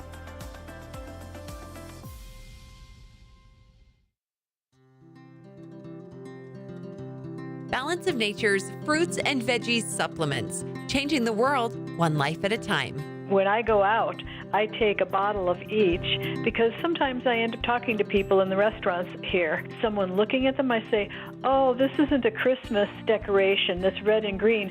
This is my balance of nature. I tell people all the time, I'm happier and I feel better. I love this product. It's done so much for me, it's not even funny. And don't think I'm not talking to everybody that I know about it. Call 1-800-246-8751 or go to balanceofnature.com and sign up as a new preferred customer. And for a limited time, get 35% off your first order, plus $10 off any additional sets. Go to balanceofnature.com or call 1-800-246-8751 and get this special offer by using discount code CHICAGO. In search of the perfect cut for your lawn? Join the pursuit by choosing from a full line of Steel mowers. From gas and battery options to zero turns and push mowers, Steel offers a wide range of mowing solutions for homeowners and professionals. Right now, get 0% financing on your purchase with a Steel zero-turn mower. Real Steel. Find yours at steelusa.com/mowers. Available at select dealers. Financing available on qualifying purchases and subject to credit approval. See dealer for details. As a business owner, do you have a strategy for exiting your business? Most business owners don't. Studies done by the Exit Planning Institute show 75% of business owners who don't have an exit plan are dissatisfied with their exit, and 80% of businesses put to market never sell. Total Clarity Wealth Management understands the hesitation to discuss exiting. Will customers leave? Will competitors take advantage? Will key employees leave? That's why they offer confidential planning. Contact Anne-Marie at Total Clarity Wealth Management. Discover what the financial foundation should be to pursue an exit that is satisfying. At some point, you are going to leave your business. Will it be on your terms? Total Clarity can show you the way to financial readiness and keep you on track. Anne-Marie is a certified exit planning advisor. Visit TotalClarityBusiness.com. That's TotalClarityBusiness.com. Securities offered through LPL Financial, member FINRA SIPC. Investment advice offered through Total Clarity Wealth Management, Inc., a registered investment advisor and separate entity from LPL Financial. AM 560, The Answer. At 7:07, will P. Diddy get the contract when Cook County opens up brothels? We'll start there. It is now 7 a.m., AM 560, WIND. We check the headlines at 5. Concern about the cargo on the ship that brought down the bridge in Baltimore. I'm Dave Anthony, Fox News. That ship's still grounded near the wreckage of the bridge it collided with. There's about 4,700 containers on there, 56 were holding hazardous materials. And in that NTSB press conference we learned last night, some have leaked.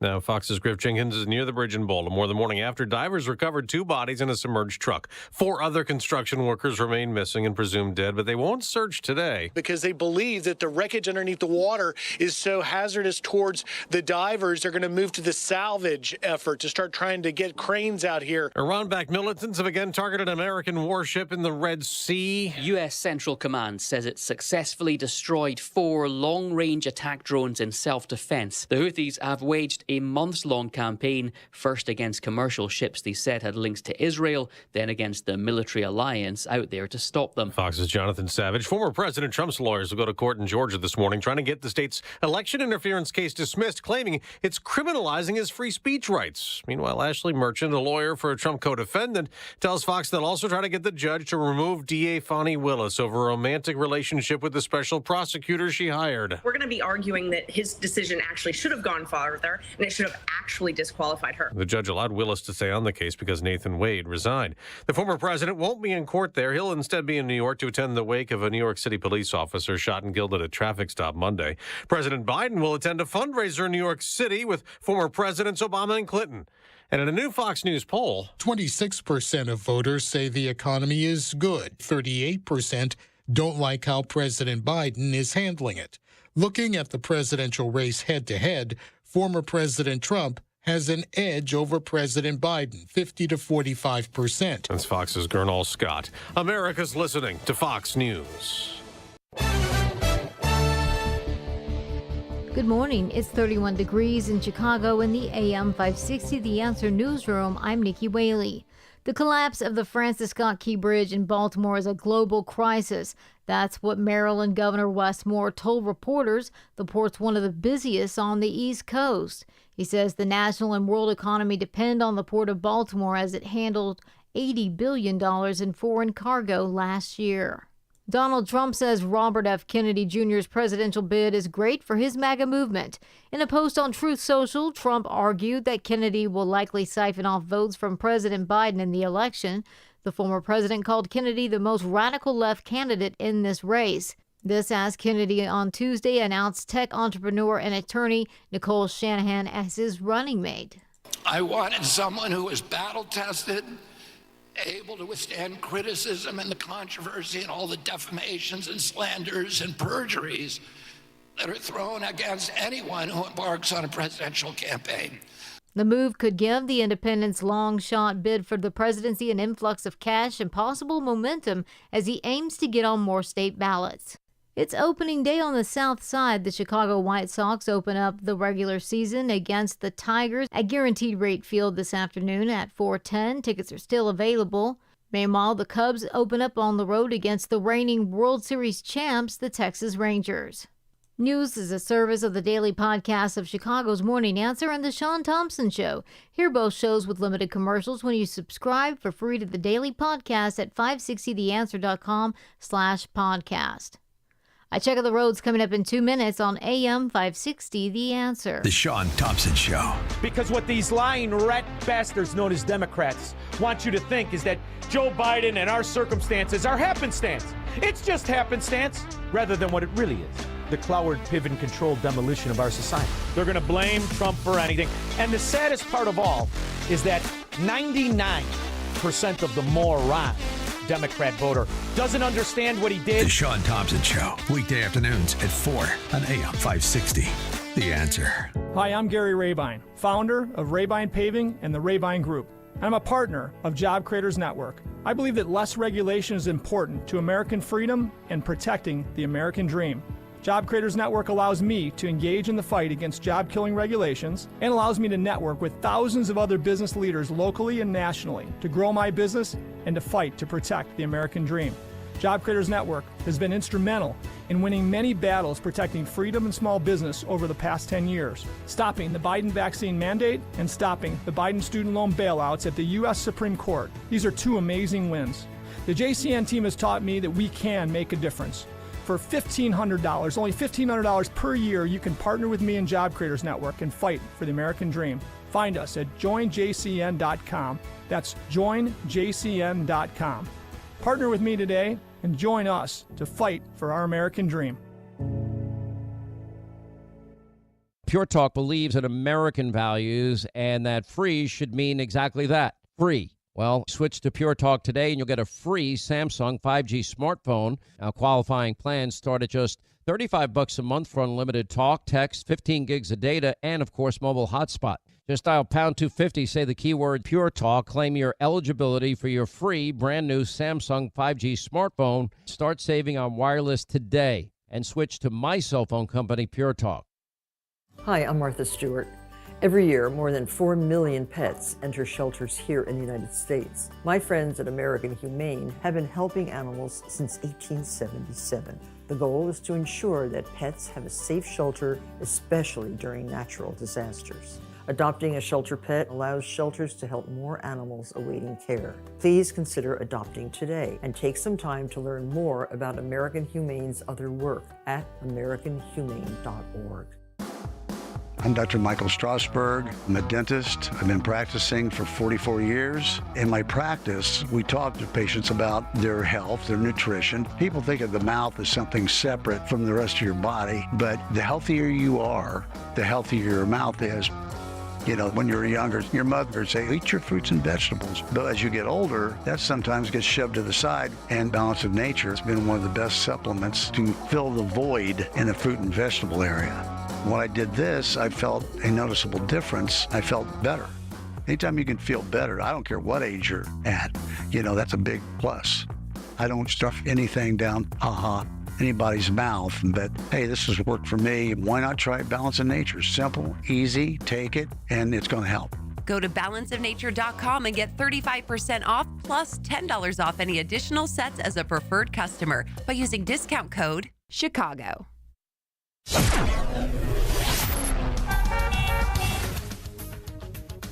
In the Team Hochberg Traffic Center, I'm Jill Urchak taking a look at the road starting to fill in inbound Edens, 22 minutes in from Lake Cook Road to Montrose. Kennedy, 38 minutes O'Hare into downtown. There is an accident reported near Kimball, so traffic is slowing down from the junction. Now, outbound Kennedy is a 25-minute ride. Inbound Eisenhower, 40, 390 into the post office. Heading in on the Stevenson, 35 minutes from 355 into DuSable Lakeshore Drive. Expect delays going in on the Dan Ryan as well, 15 from 95th on in. Inbound 57, a bit sluggish, Halsted into the Dan Ryan. Ford inbound, that slows Cottage Grove into the Ryan and the Tri-State, showing scattered delays northbound. South looks good and the other tollways are fine. Traffic is a service of the AM 560 Advantage. Membership has its privileges, including early access to event tickets, exclusive contest opportunities, and special members-only content. Join today at 560theanswer.com/join. Chicago's Morning Answer continues next, but now check out your forecast from the National Weather Service. Clouds to give way to a little bit of sunshine today. High 51, partly cloudy tonight, low 34. And then sunny clouds tomorrow, the high 54. Passing shower on Saturday, otherwise cloudy, the high Saturday 59. I'm Steve Williams on AM 560, The Answer.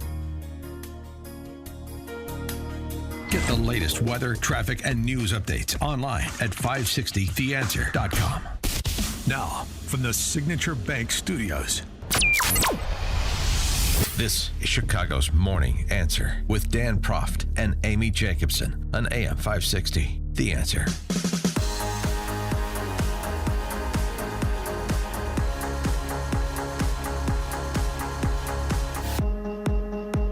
Top of the morning, Dan, and in for Amy this morning, Jeannie Ives, host of The Real Story, Sunday evening, 7 to 9 p.m. on these airwaves. And I want to talk about the Cook County State's Attorney's race, the upcoming inaugural Chicago School Board elections, because that's a seismic development, sure. But let's add some context, shall we? Some additional context to what's been previously added, because I note a programming update from the City Club of Chicago, where they'll be hosting a symposia decriminalizing adult consensual sex work, ensuring safety, rights, and dignity. Wonderful. Chicago city elders are convening at the City Club to have a genteel conversation about legalizing sex trafficking over chicken parm, family style, because it takes a family, it takes a village to open up Brandon's Bordellos. 312-642-5600, turnkey.pro answer line, 64636DA, turnkey.pro text line. I have two thoughts. One is, I'd like, since we don't know who the next state's attorney will be, I'd like to hear from Clayton Harris and Judge Burke about the prospect of legalizing prostitution or sex trafficking, which is what you'd actually be doing. And also, we need names for the forthcoming brothels, bordellos, pick your euphemism. 312-642-5600, turnkey.pro answer line, 64636DA, turnkey.pro text line. Well, I'd like to hear from all those former and current state representatives and other legislative folks who, the 300 women who signed the hashtag Me Too. Oh, yeah. Letter to Madigan back in the day, Well, was a big wait. problem then, back in 2018. Well, you missed the headline. Decriminalizing adult consensual sex work, ensuring safety, rights, and dignity. You don't understand. They'll all be members, the prostitutes will all be members of SEIU, so they'll be fine. Well, has COGFA done a financial analysis? I mean, because now we're dependent on gambling and marijuana taxes, so maybe we knew this would come because My Body, My Choice. Because we need the money for schools.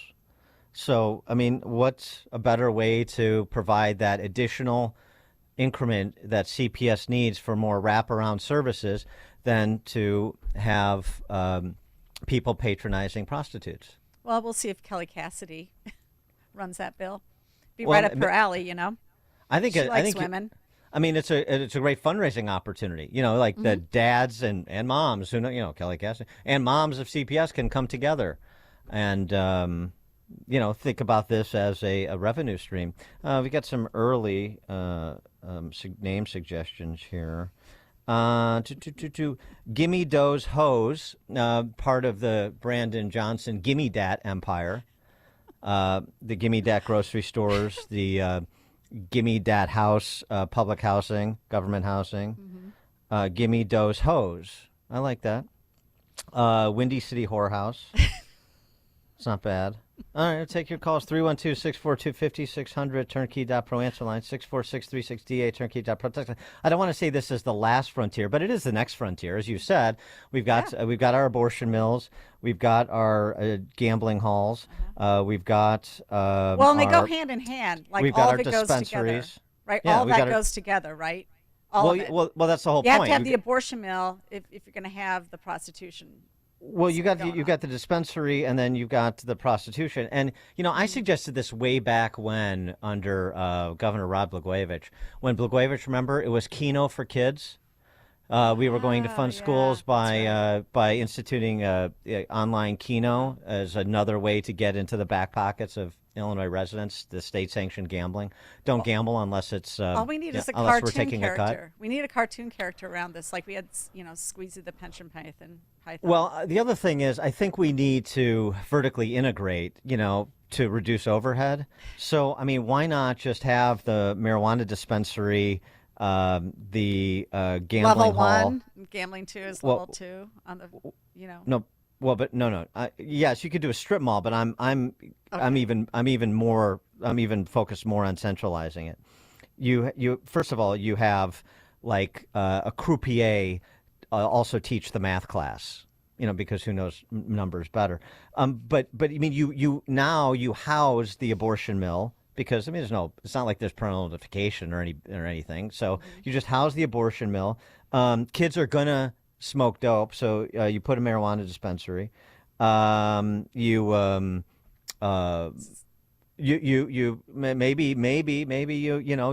have some sort of apprentice program for the whorehouses in the schools. I mean, all this stuff should be right in the schools. Well, CPS is short about $400 million, and they're already going to the legislature to ask for more money from the rest of us. So maybe this is their game plan.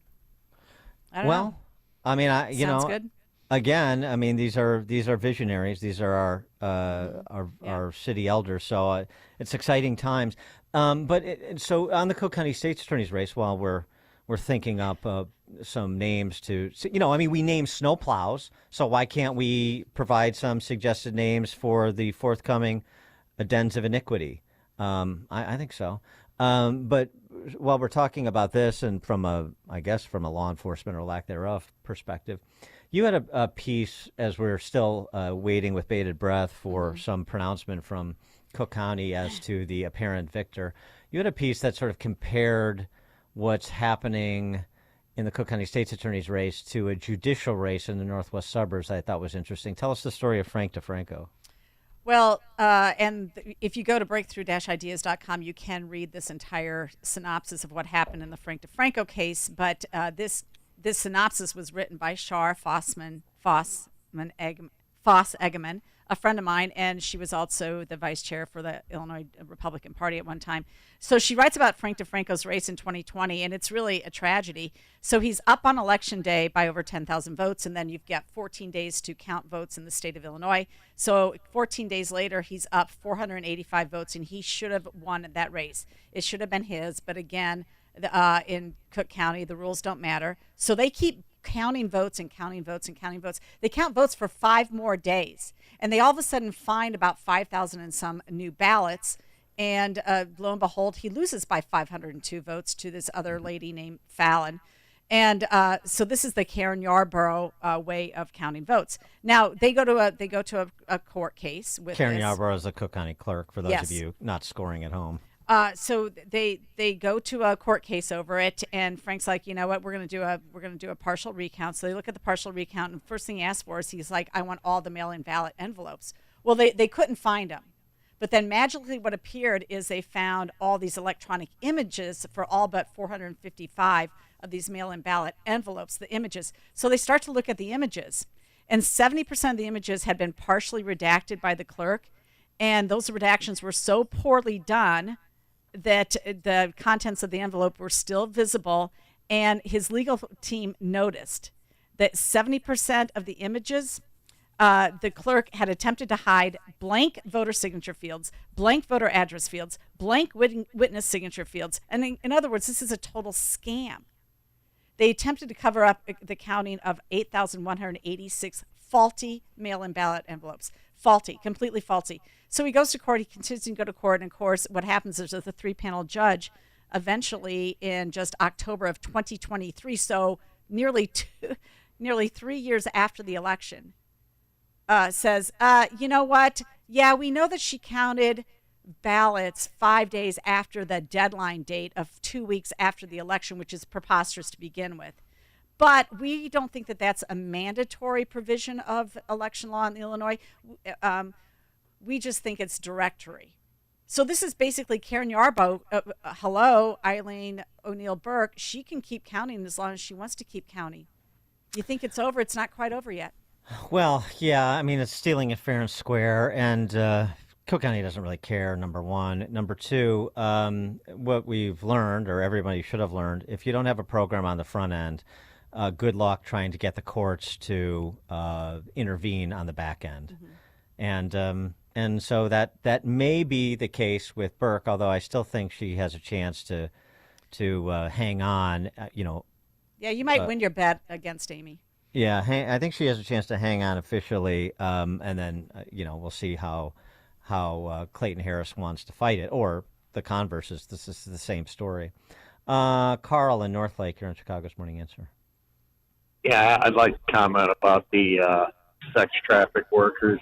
Yeah, objectification. But we can't objectify women because they're more than just a pretty face and nice set of boobs. I'm sorry, but I'm done with being nice to women and trying to, well, we have to take your personality. No.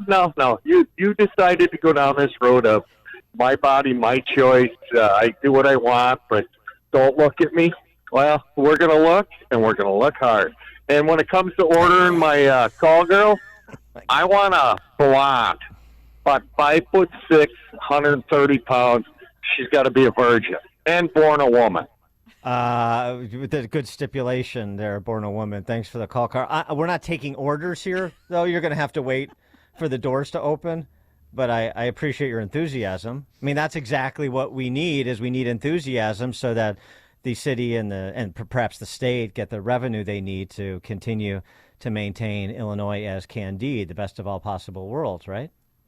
Bob and Wilmette, you're on Chicago's Morning Answer.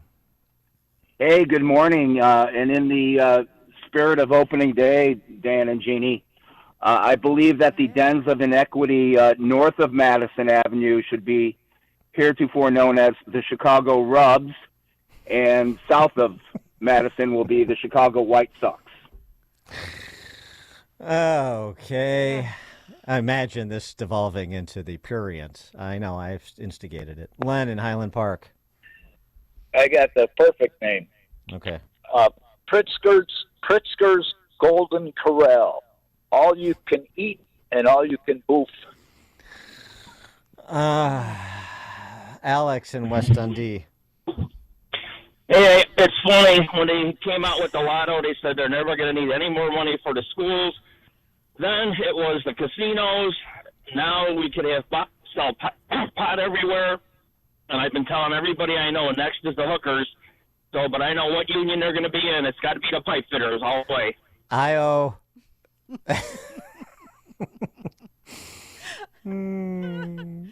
Oh, they will unionize, though, too. That's going to come right away. They'll totally be unionized. Well, again, I mean, let me just repeat the topic of conversation among these intellectual giants: decriminalizing adult consensual sex work, ensuring safety, rights, and dignity.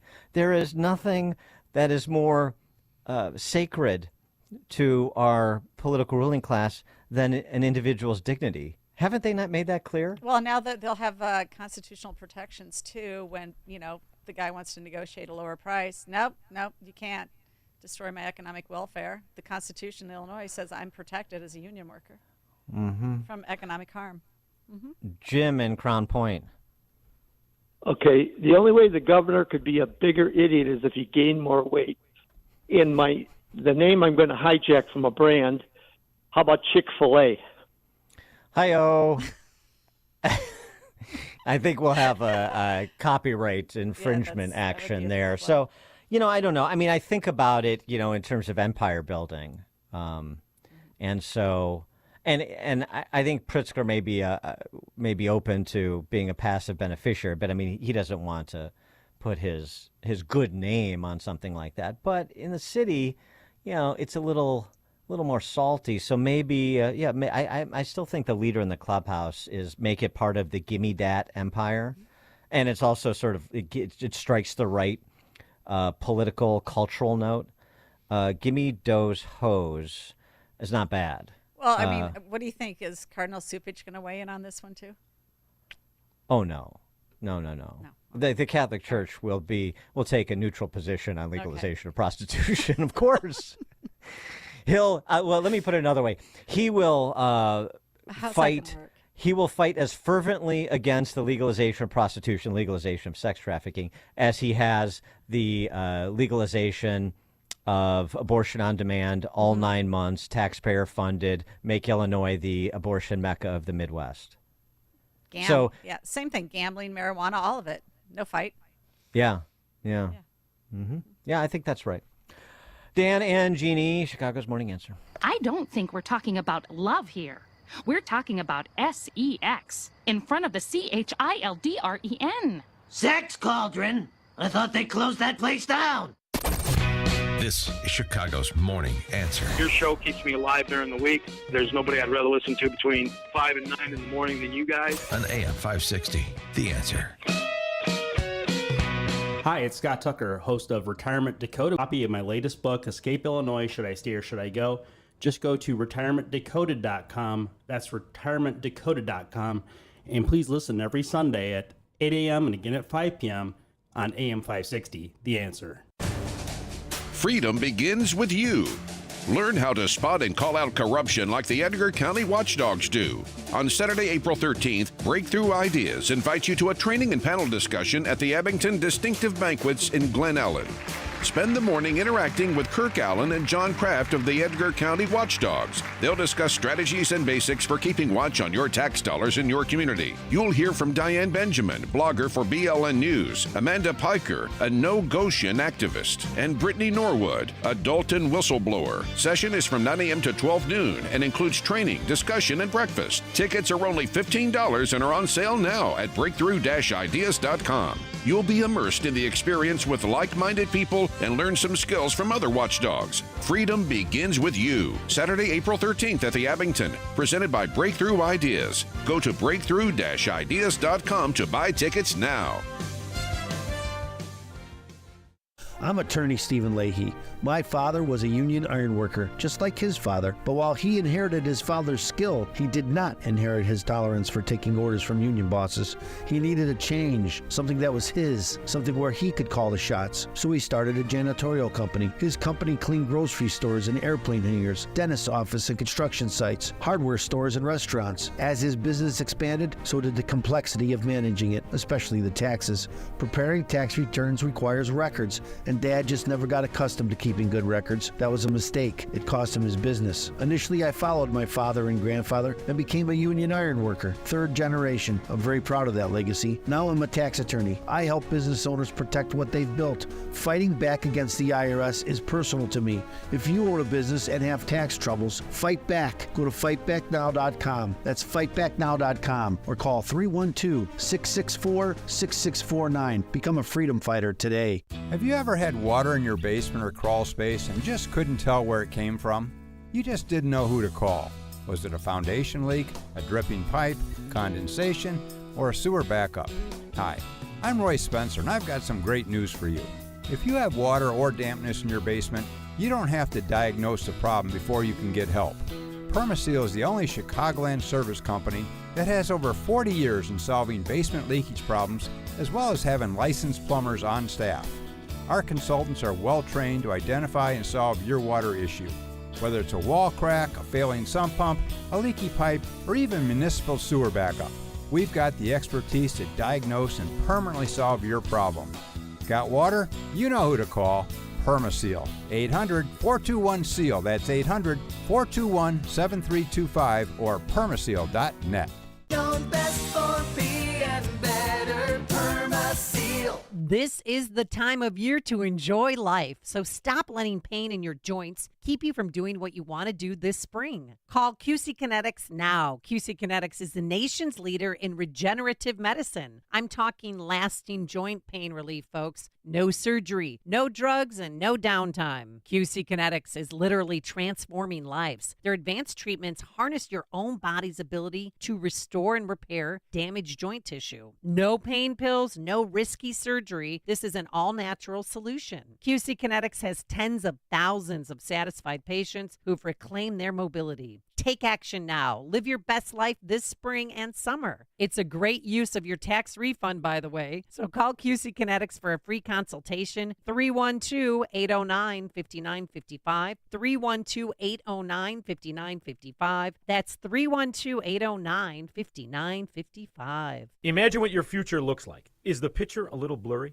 Hey, it's Sean Thompson here for Alpha Wealth Group. When we look ahead, we're visualizing where we want to be, and for retirement, that can be hard without a written financial plan. Tom Fortino of Alpha Wealth Group can help you bring your retirement picture into focus. For decades, Tom has been crafting customized financial strategies. His goal is to help you protect your savings, grow your wealth, and create an income strategy you cannot outlive. If you're nearing or already in retirement, it's time to get your plan on paper. So bring your readers and let's take a look at it closely. Call Tom at 630-934-1855 and schedule a complimentary retirement consultation. There is no cost. There is no obligation. This is a chance to get a clearer view of your retirement. The number again is 630-934-1855 or visit alphawealthgroup.com. And listen to the Alpha Wealth Hour Saturday mornings right here on AM 560 The Answer. Advisory services through Retirement Wealth Advisors, LLC, and SEC Registered Investment Advisor. Insurance and annuities offered through Alpha Wealth Group, licensed in Illinois. I'm Dr. Michael Strasberg. I'm a dentist. I've been practicing for 44 years. In my practice, we talk to patients about their health, their nutrition. People think of the mouth as something separate from the rest of your body, but the healthier you are, the healthier your mouth is. You know, when you're younger, your mother would say, eat your fruits and vegetables. But as you get older, that sometimes gets shoved to the side. And Balance of Nature has been one of the best supplements to fill the void in the fruit and vegetable area. When I did this, I felt a noticeable difference. I felt better. Anytime you can feel better, I don't care what age you're at, you know, that's a big plus. I don't stuff anything down, anybody's mouth, but hey, this has worked for me. Why not try Balance of Nature? Simple, easy, take it, and it's going to help. Go to balanceofnature.com and get 35% off plus $10 off any additional sets as a preferred customer by using discount code Chicago. This is Jerry Boyer for townhall.com. ESG is weaponizing your pension savings against Israel.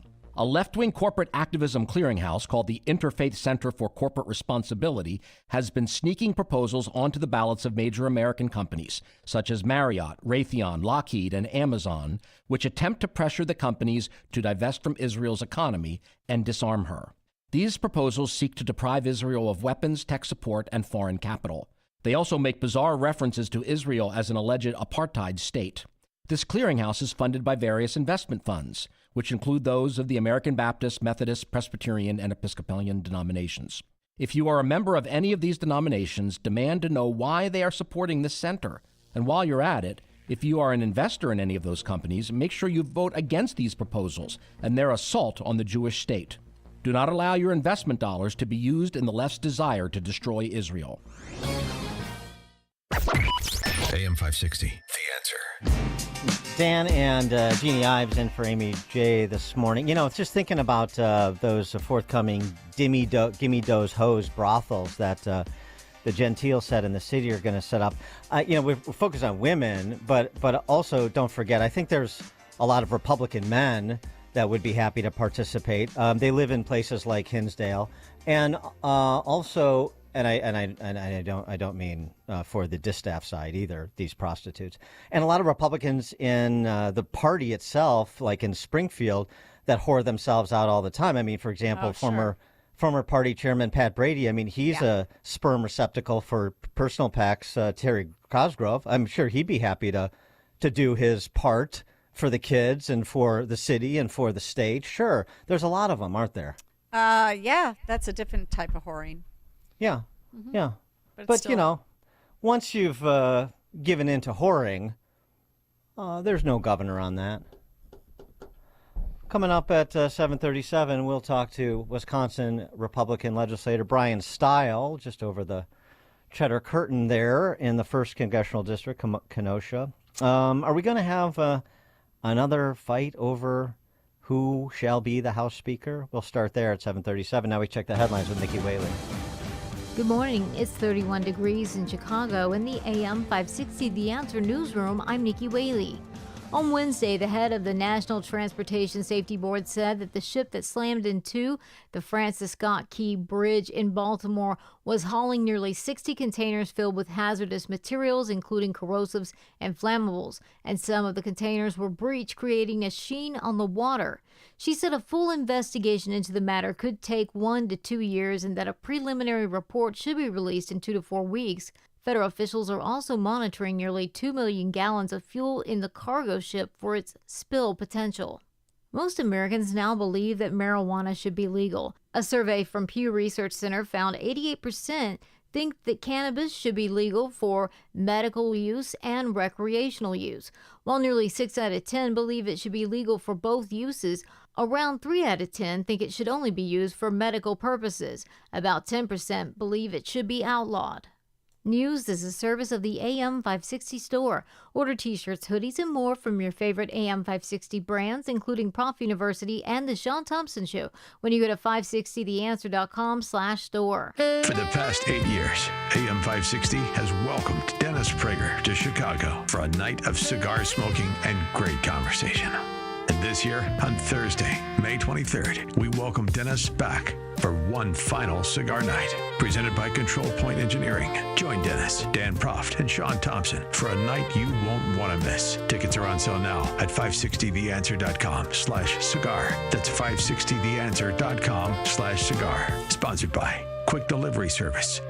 This is a special alert to all Americans who own a vehicle with less than 200,000 miles with an auto warranty about to expire or with no warranty coverage at all. Due to a decline in the economy, CarShield is announcing a low-cost month-to-month vehicle protection plan that is now available to the public to save any driver out-of-pocket expenses on future auto repairs. Call now to find out how you can pay almost nothing for covered auto repairs. Yes, you heard that correctly. Pay almost nothing for covered auto repairs. An open phone line has been established for all drivers to call for a free quick quote. Call 800-353-2973 now. Drivers who are covered will not have to pay for covered repairs again. This protection plan is at an all-time low. Additionally, drivers who activate this vehicle protection today will also receive free roadside assistance, free towing, and car rental options at no additional cost. Call us for your free quick quote today. 800-353-2973. That's 800-353-2973. What do you have to lose? Call 800-353-2973. Again, 800-353-2973. Have you saved enough?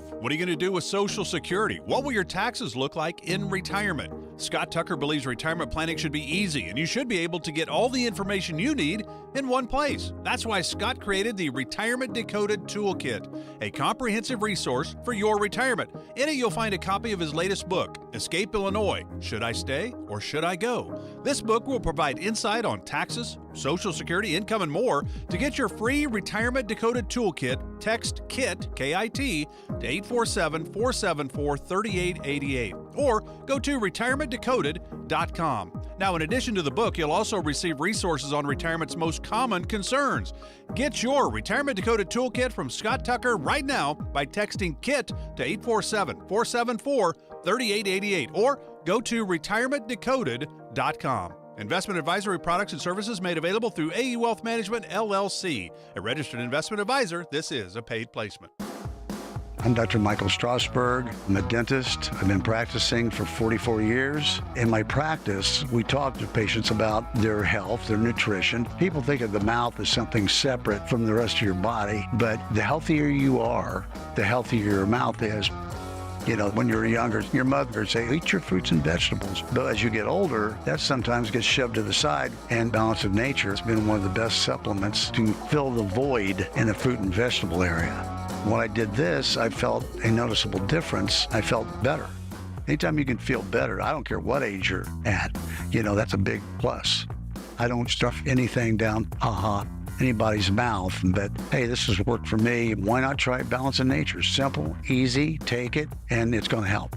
Go to balanceofnature.com and get 35% off plus $10 off any additional sets as a preferred customer by using discount code CHICAGO. relief factor, pain relief that's natural, pain relief that works, and pain relief that attacks the source of the pain. That's the experience of tens of thousands of Americans who are taking Relief Factor right now. See their incredible video endorsements at relieffactor.com and then order your 3-week quick starter pack for just $19.95. That's less than $1 a day. Find out if it can work for you like it works for me by ordering your 3-week quick starter pack today. Relieffactor.com, relieffactor.com. Be the next success story. Laura Trump provides a fresh and honest perspective on the issues that matter to you on the Right View podcast, now available on the Salem Podcast Network. The number of Americans, and I think this is part of the problem right now, the number of Americans getting their news from TikTok quadrupled in the past 3 years. It really kind of terrifies me for what is to come for this country. Subscribe to The Right View on Apple, Spotify, Google, YouTube, Rumble, or at SalemPodcastNetwork.com. From breaking news and weather across the country to insight from the brightest minds in conservative opinion, it's Salem News Channel, home to the biggest shows on TV, like Brandon Tatum weekdays at 6 p.m. Eastern, followed by Charlie Kirk at 7. Join SNC, where facts are sacred, critical thinking is celebrated, and the pursuit of truth is unwavering. Watch Salem News Channel free, now on Zumo Play. Learn more at snc.tv/Zumo. Download the free Upside app to earn real cash back every time you buy gas. Use promo code EARN for an extra 25 cents per gallon on your first fill-up. That's promo code EARN.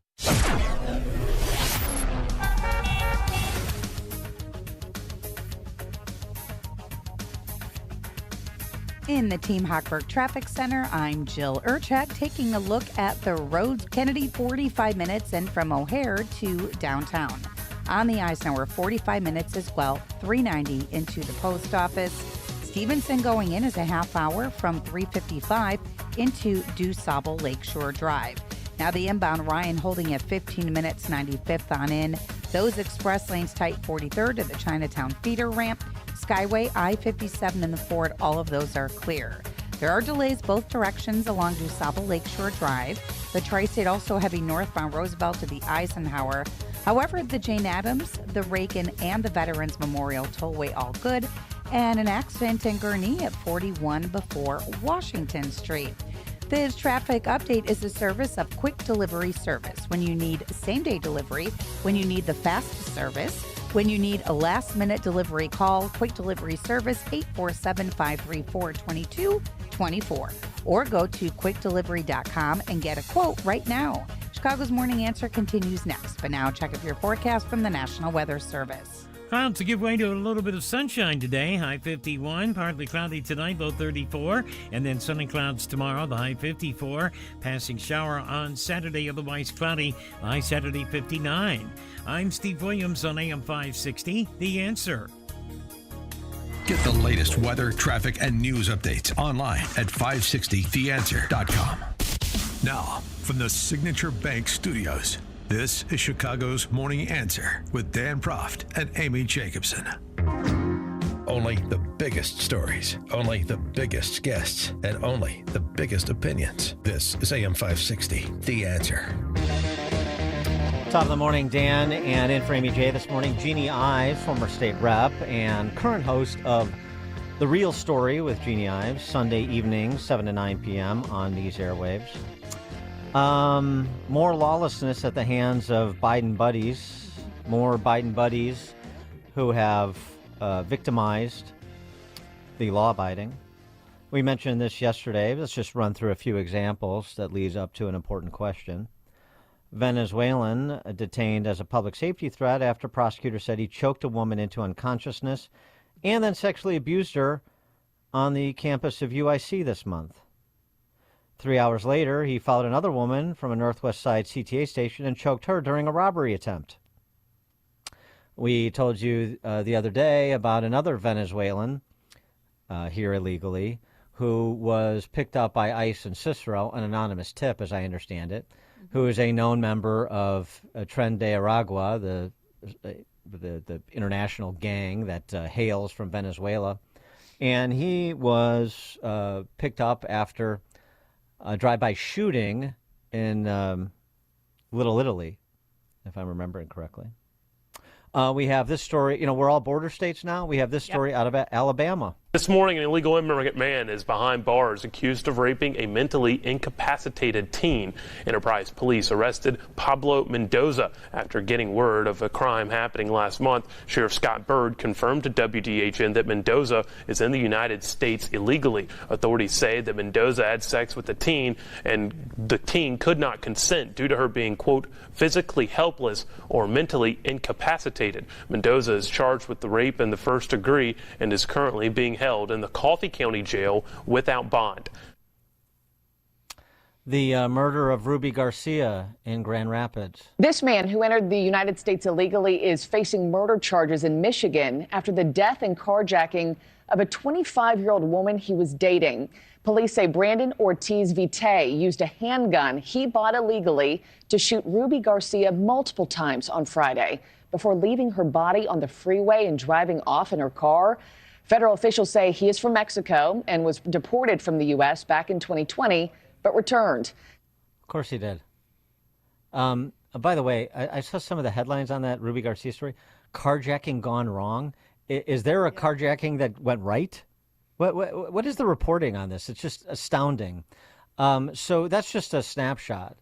And I guess my question is, for our next guest, and I know this is going to put him in a bit of a difficult position, but we have to ask it. I'm sorry.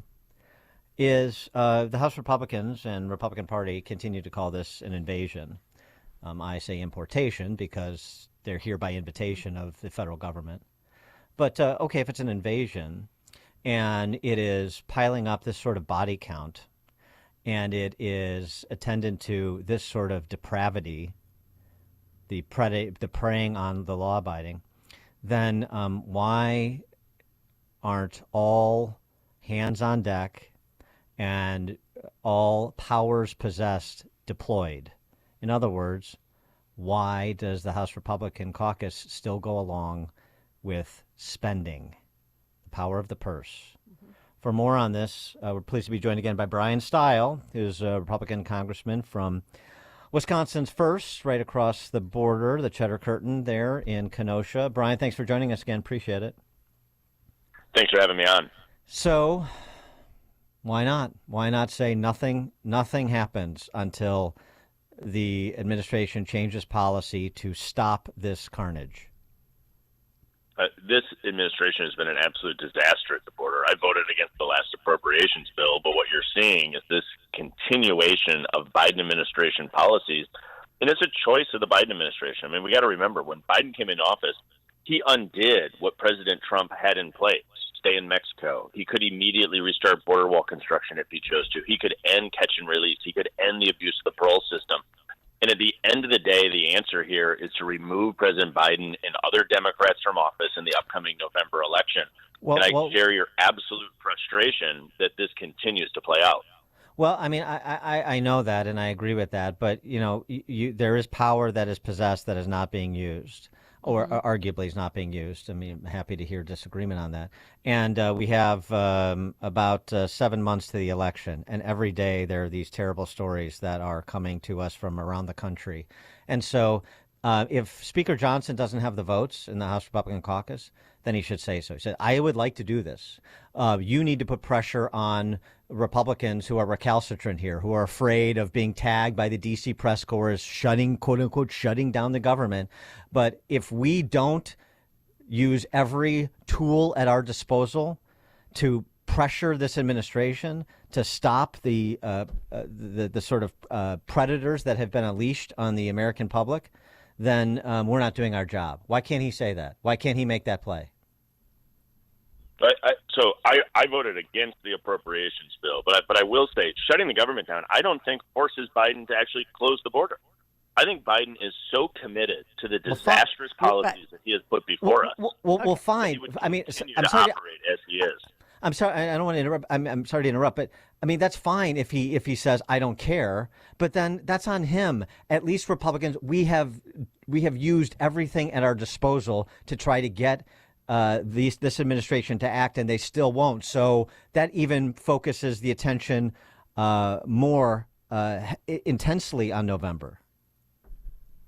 Yeah, no. So I voted against the appropriations bill. I'm just saying I would love the ability to force the Biden administration to come to the table. But this is an administration that continually, day after day, is committed to having an open U.S.-Mexico border that is to the disaster of the American public. And it plays out in our biggest cities and our smallest communities. I think the public is aware of the policies of the Biden administration. But closing the government down, which we could have a theoretical debate because it didn't happen. But I don't know that at the end of the day that gets President Biden's attention any more than the horrific crimes that you've just listed on this radio station. And then you say, what does do it? What does do it is having people pour out to the polls and vote Biden out of office in November in my state of Wisconsin and other critical states across the country, and removing Democrats and liberals everywhere we can across the country. Okay. Go ahead, Jeannie. Yeah, well, I mean, look, the Republican vote was 112 against that spending bill, the $1.2 trillion, and 101 for it. I mean, you had more Republicans vote against this bill, and you guys couldn't hold it together. I mean, I think the entire nation is focused on the border and the crime that has been precipitated from that open border. And I mean, honestly, so you voted against it, but Mike Gallagher, your colleague, voted for it. And there seems to be a disconnect even among, Wisconsin represents. Yeah, no, absolutely. People have different views on this bill. I mean, to me, I think we could have done far better. I mean, I share your concerns on the border. I have a lot of concerns about how a lot of these funds were being spent. All we're doing, though, is looking at the situation where we have now an upcoming one vote majority in the House of Representatives and a continuous inability for people to come together in the Republican House for the betterment of the team. If we came together for the betterment of the team, I think we would be able to move more policy. Let me tell you, in the trenches, it's beyond frustrating when we continue to see people flank off away from the team because it weakens our ability to do exactly what we're discussing, which is trying to force the Biden administration to change course, in particular on the border, but on a host of policies. Well, talk about weakening the majority. Your own colleague, Mike Gallagher, is going to leave at an inopportune time. Yeah, no, I don't know his line of thinking as to why he's doing that, but I can tell you it doesn't put us in a better position to take on the Biden administration. We're at a period of time where we need all hands on deck, and it's going to be a really difficult 7 months in front of us. Well, and just to be clear, what Jeannie's talking about is him waiting to officially walk Mike Gallagher. And by the way, I like Gallagher, and I think he's done some really good work on that select committee in the Chinese Communist Party. But what he's doing with respect to vacating his seat such that no special election can occur is really indefensible. And that's what Jeannie's talking that's about. Right. Yeah. Yeah, no, absolutely. And under the Wisconsin Constitution, the decision point would be by April 9. And so he announced that he's going to leave after that. I think we're always better served when people are in. If people can't be there for some reason, they should make sure that seat is filled as quickly as possible. And I'd like to see people hold out and complete their term. We've had a number of members who've left early this Congress. I think we're better served when you sign up for 2 years to the best of your absolute ability. You should make sure that you are working to fill out those 2-year terms. Yeah, it strikes me, like Ken Buck is another good example. It strikes me as terribly immature. Mm-hmm. It's a little temper tantrum by people who are upset about one thing or another. And you see this, I mean, as you were talking about, on both sides. I think the Marjorie Taylor Greene filing a motion to vacate the speakership is another temper tantrum that serves no particular purpose at this time. And I think that's what you were referring to. I agree with you on that. But here's the thing. I just go back again to say, I like Mike Johnson. I think he's Mike Gallagher. No, I like Mike Johnson. Mike Johnson, right. I like Speaker Johnson. I think he is a sharp guy. I think he is probably the best intellect we've had in the House speakership since forever. And I understand the complication he has of antagonizing a significant portion of the Republican caucus in the House that really maybe doesn't have the mettle for this fight. But I still think he has to make arguments to say, look, I get where there is exasperation, and I share it just as you just said, Brian. But you have to understand that we've got a lot of different opinions in this caucus. And on some of these fault lines, there are Republicans on one side and Republicans on the other, and I don't have the the bandwidth with respect to our slim majority. But here's what I think we should do, and it's going to be up to Republicans who disagree with me to either be persuaded by what I'm saying and come over to this side, or to continue to hold to their positions, and we'll have to fight this out in November. I mean, I think framing it so that people have a better understanding, because if he doesn't do that, what he ends up being is a lightning rod and a cheap scapegoat for people like Marjorie Taylor Greene. Yeah, no, absolutely, and that is the case. We have to grow the majority in the House, so we don't sit there with a functionally a one-vote majority. Two, the presidency in removing Biden from office and replacing with President Trump is probably one of the most important elections, in particular for anybody that is concerned about the border, which should be every American citizen. And then we got an opportunity in states like Wisconsin to remove a Democrat and replace it with Eric Hovde. And so winning the Senate, getting the White House back, and growing our majority in the House gives us a huge opportunity to unwind the massive damage that was done, in particular under the first 2 years of the Biden administration when they had all three branches. Brian Stile, Republican congressman from Wisconsin's 1st, Kenosha area. Brian, thanks as always for joining us. Appreciate it. Thanks for having us on. And Representative Stile joined us on the Turnkey.Pro answer line. Before you see it on TV, share it on Facebook, or read about it in the paper, hear it here first. This is Chicago's Morning Answer on AM 560. The Answer. Signature Bank is Chicago's fastest growing independently owned business bank. It's a bank where relationships still matter. Signature Bank knows your name and your story. I'm Dan Proft, and I know this because Signature Bank is my business bank. I'm Larry Nora, founder and CEO of You Store It, a network of award-winning self-storage facilities in the Chicago area, and a customer of Signature Bank. We've developed over 70 storage centers throughout the city and suburbs, and our business continues to grow.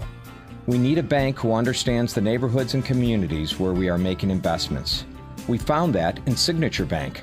They know this city and its neighborhoods because they are based right here in Chicago.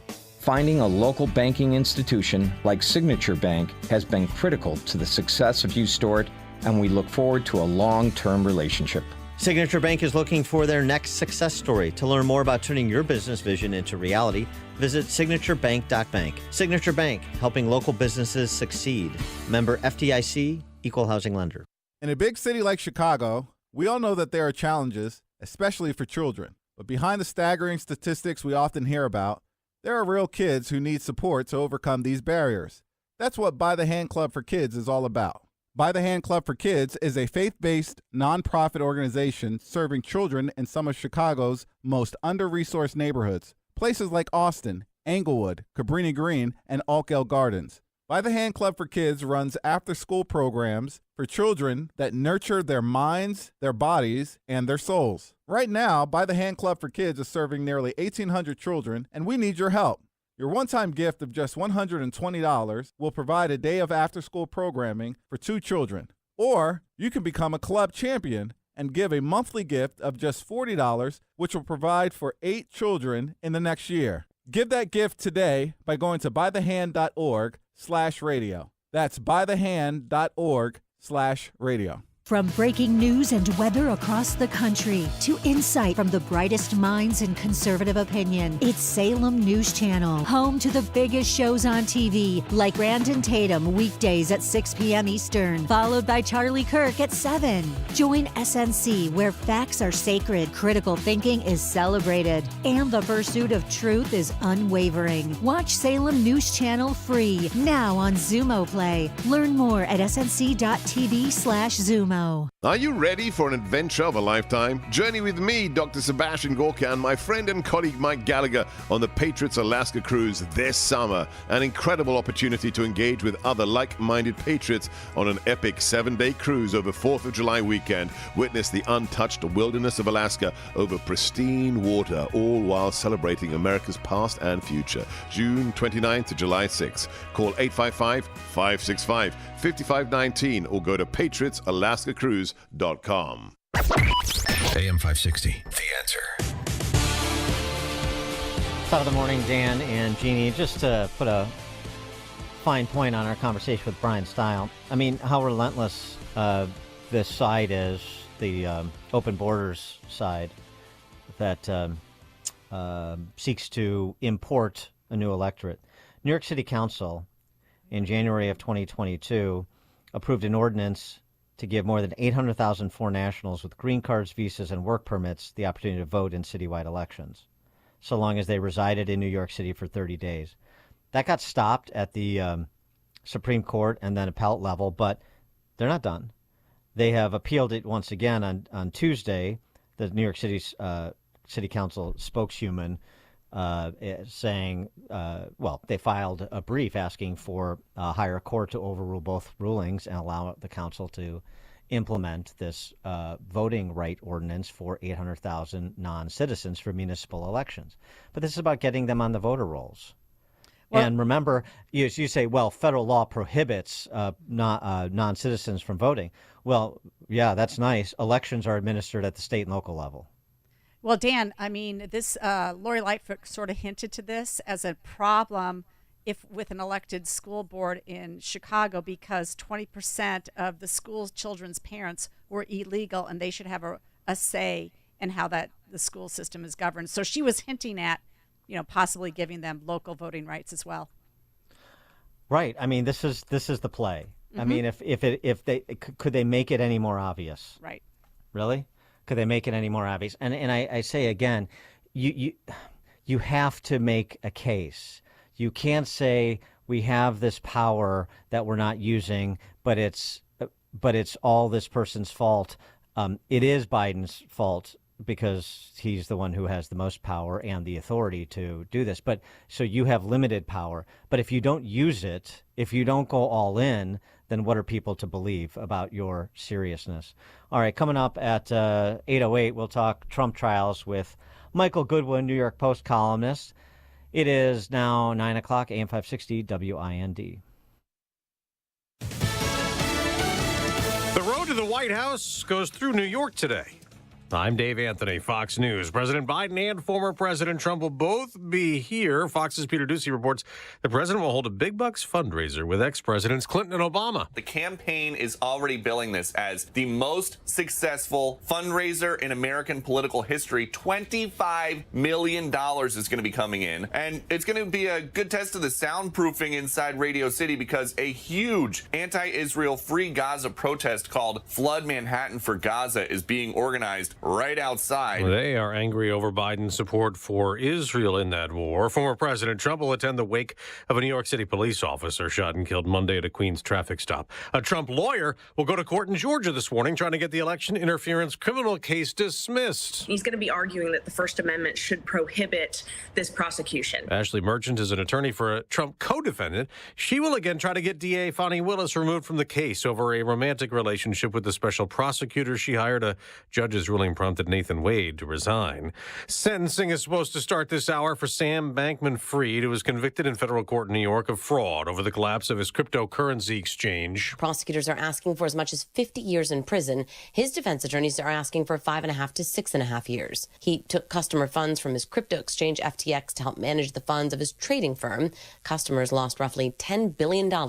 Restitution is expected to be part of his sentencing. Fox's Jessica Rosenthal. The day after two bodies were recovered from the wreckage of the Baltimore bridge collapse, there will be no surge today for the other 4 missing and presumed dead, citing dangerous conditions. Meanwhile, there is worry about 56 containers of hazardous material on the ship that hit the bridge and brought it down. Some of the hazmat containers were breached. And National Transportation Safety Board Chair Jennifer Homendy says there is a sheen in the river.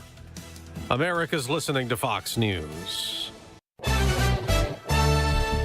Good morning. It's 33 degrees in Chicago in the AM 560 The Answer newsroom. I'm Nikki Whaley. A new poll shows if the presidential election was held now, it would be too close to call. The Quinnipiac University survey shows President Biden with 48% and former President Trump with 45%. If the two went head-to-head, putting Biden's lead with a margin of error. When factoring in independent and Green Party candidates, Trump gets a 1% lead, making the race a toss-up. The Carnival cruise legend ship will not be able to reach Baltimore's cruise ship terminal due to the collapse of the Francis Scott Key Bridge. The ship was scheduled to return on Sunday, but instead will dock in Norfolk, Virginia, and provide guests with free bus service to Baltimore. Cruise Line International says it's deeply saddened by the tragedy, and it extends support and heartfelt prayers to all of those impacted by the bridge collapse. People are expected to spend less for Easter this year. The National Retail Federation predicts spending will total $22.4 billion. That would be a 7% decline from last year. Former Illinois Governor Pat Quinn wants voters to respond to the question of taxpayer subsidies for proposed Bears and White Sox stadiums. He plans to push the ordinance to the city council that calls for an advisory referendum on the November ballot. Quinn recently conducted a poll that showed 66% of registered voters opposed taxpayer subsidies. The strongest opposition came from voters aged 50 to 65. News is a service of the daily podcast of Chicago's Morning Answer and The Sean Thompson Show. Hear both shows with limited commercials when you subscribe for free to the daily podcast at 560theanswer.com/podcast. A check of the roadways coming up in 2 minutes, but now time for the Signature Bank Business Beat. I'm Liz Clayman, and this is the Fox Business Report. Walgreens Boots Alliance is reporting a mixed quarter. Its earnings and revenue came in better than Wall Street expected, though it's offering a more cautious forecast for this year, citing a challenging retail environment. Walgreens is attempting to cut $1 billion in costs this year. Shares are up more than 3.5%. Amazon is investing $2.75 billion in artificial intelligence startup Anthropic, making its total investment in the business $4 billion. It's a move to help Amazon compete with Microsoft, Google, and others for artificial intelligence business. Two companies that were spin-offs from other big businesses are about to join the S&P 500 as of next week. GE Vernova, the power generation business of GE, and Solventum, the healthcare business of 3M. That's your Fox Business Report. I'm Jenny Cosola, invested in you. Brandon Tatum says keep it out of schools. If you want to do a drag show and you want to take your kids to a drag show, I think it's abhorrent. But you have a right to do that if you want to. But what I will say is don't bring that stuff in a public school where people are paying taxes for you to educate children. The government should not endorse stuff like that. The Officer Tatum Show, weeknights at 8, right before Sean Hannity at 10 on AM 560. The Answer. In the fast-paced rhythm of life, where demands can be relentless and time is precious, prioritizing your well-being can be hard. Not to worry. Balance of Nature fruits and veggies supplements are convenient and easy to add to any schedule. Paired with eating more fresh produce, regular exercise, and a positive mindset, Balance of Nature fruits and veggies supplements can help you keep your rhythm. Whether it be excelling in your day-to-day or just living in the moment, start your journey with Balance of Nature supplements. Call 1-800-246-8751 or go to balanceofnature.com to get 35% off your first order as a preferred customer with free shipping and our money-back guarantee. That's 1-800-246-8751. Go to balanceofnature.com or call 1-800-246-8751 and get this special offer by using discount code CHICAGO. Pure Talk believes in American values and that free should mean exactly that, free. Well, switch to Pure Talk today and you'll get a free Samsung 5G smartphone. Now, qualifying plans start at just $35 a month for unlimited talk, text, 15 gigs of data, and, of course, mobile hotspot. Just dial pound 250, say the keyword Pure Talk, claim your eligibility for your free brand new Samsung 5G smartphone. Start saving on wireless today and switch to my cell phone company, Pure Talk. Hi, I'm Martha Stewart.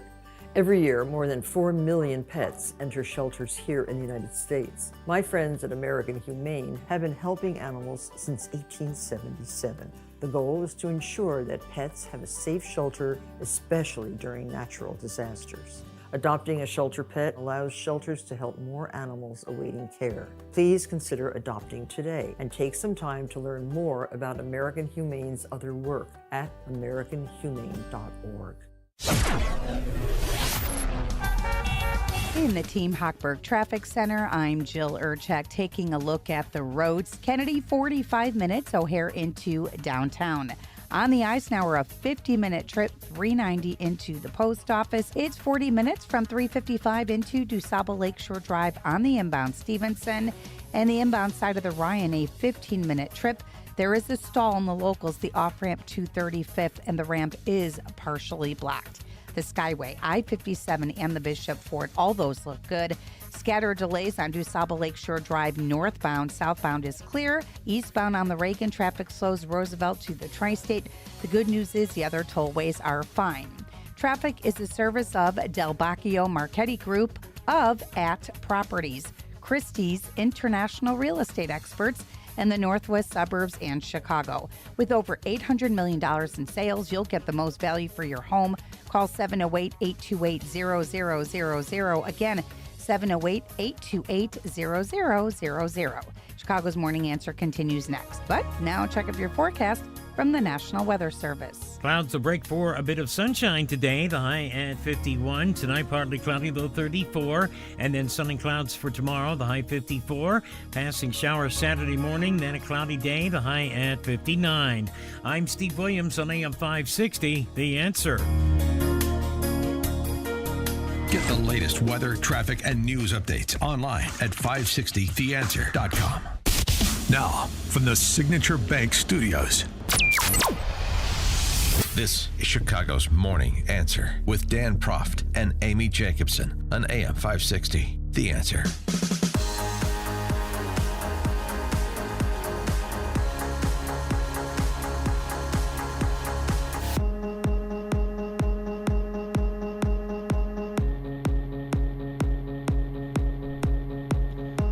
Top of the morning, Dan, and in for Amy J this morning, Jeannie Ives, former state legislator and current host of The Real Story with Jeannie Ives, Sunday evening, 7 to 9 p.m. on these airwaves.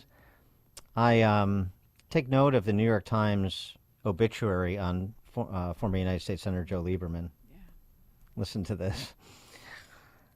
Joe Lieberman, Connecticut's four-term United States Senator and Vice President Al Gore's Democrat running mate in the 2000 presidential election, which was won by George W. Bush and Dick Cheney when the Supreme Court halted a Florida ballot recount, died on Wednesday in Manhattan. He was 82. Isn't that what we call election denialism in the modern context? Won by George W. Bush and Dick Cheney when the Supreme Court halted a Florida ballot recount. New York Times still won't accept the results of the 2000 election, and the D.C. press corps obsesses about any cross words regarding the outcome of the 2020 election. Don't you just find this delicious? Well, I think it's even better that Lieberman, apparently he wasn't, well, he had a fall. He maybe wasn't doing well, but he was cognizant enough to call out Schumer for his rant against Netanyahu and asking for new elections in Israel. So, I mean, I appreciate him and his independence that way, calling out his own Democrat colleagues. Yeah, I think Joe Lieberman left to go to the no labels gaggle, which is a useless, futile, silly exercise. But at least he had the good sense to leave the party to which he really had no place, given his viewpoints. For more on the D.C. press corps and the latest with the Trump trials and the horse race, please be joined again by Michael Goodwin, New York Post columnist and Fox News contributor. Michael, thanks for joining us. Appreciate it. My pleasure, guys. Thank you. Yeah, I mean, as we've talked about before, the election denialism is only a threat to democracy when there's anyone suggesting anything improper about a Democrat's victory. They have no problem shoehorning it into Joe Lieberman's obituary, which is poor form in addition to other things, and challenging in Bush in 2006 and obviously Trump in 2016. It's, one set of rules for thee and another set of rules for me. Well, look, that's because the New York Times knows better than you do.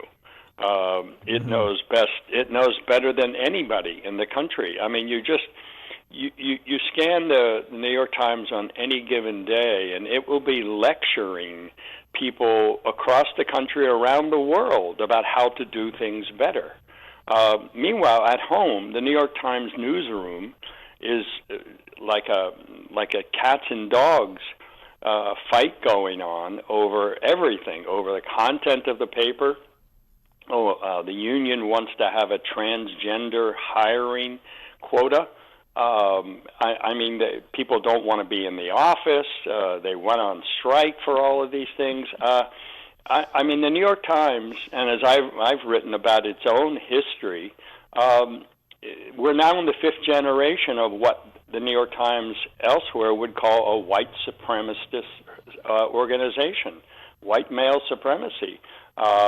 It was the founders of the paper, the owners back in the late 19th and early through the 20th century, were all Confederate sympathizers.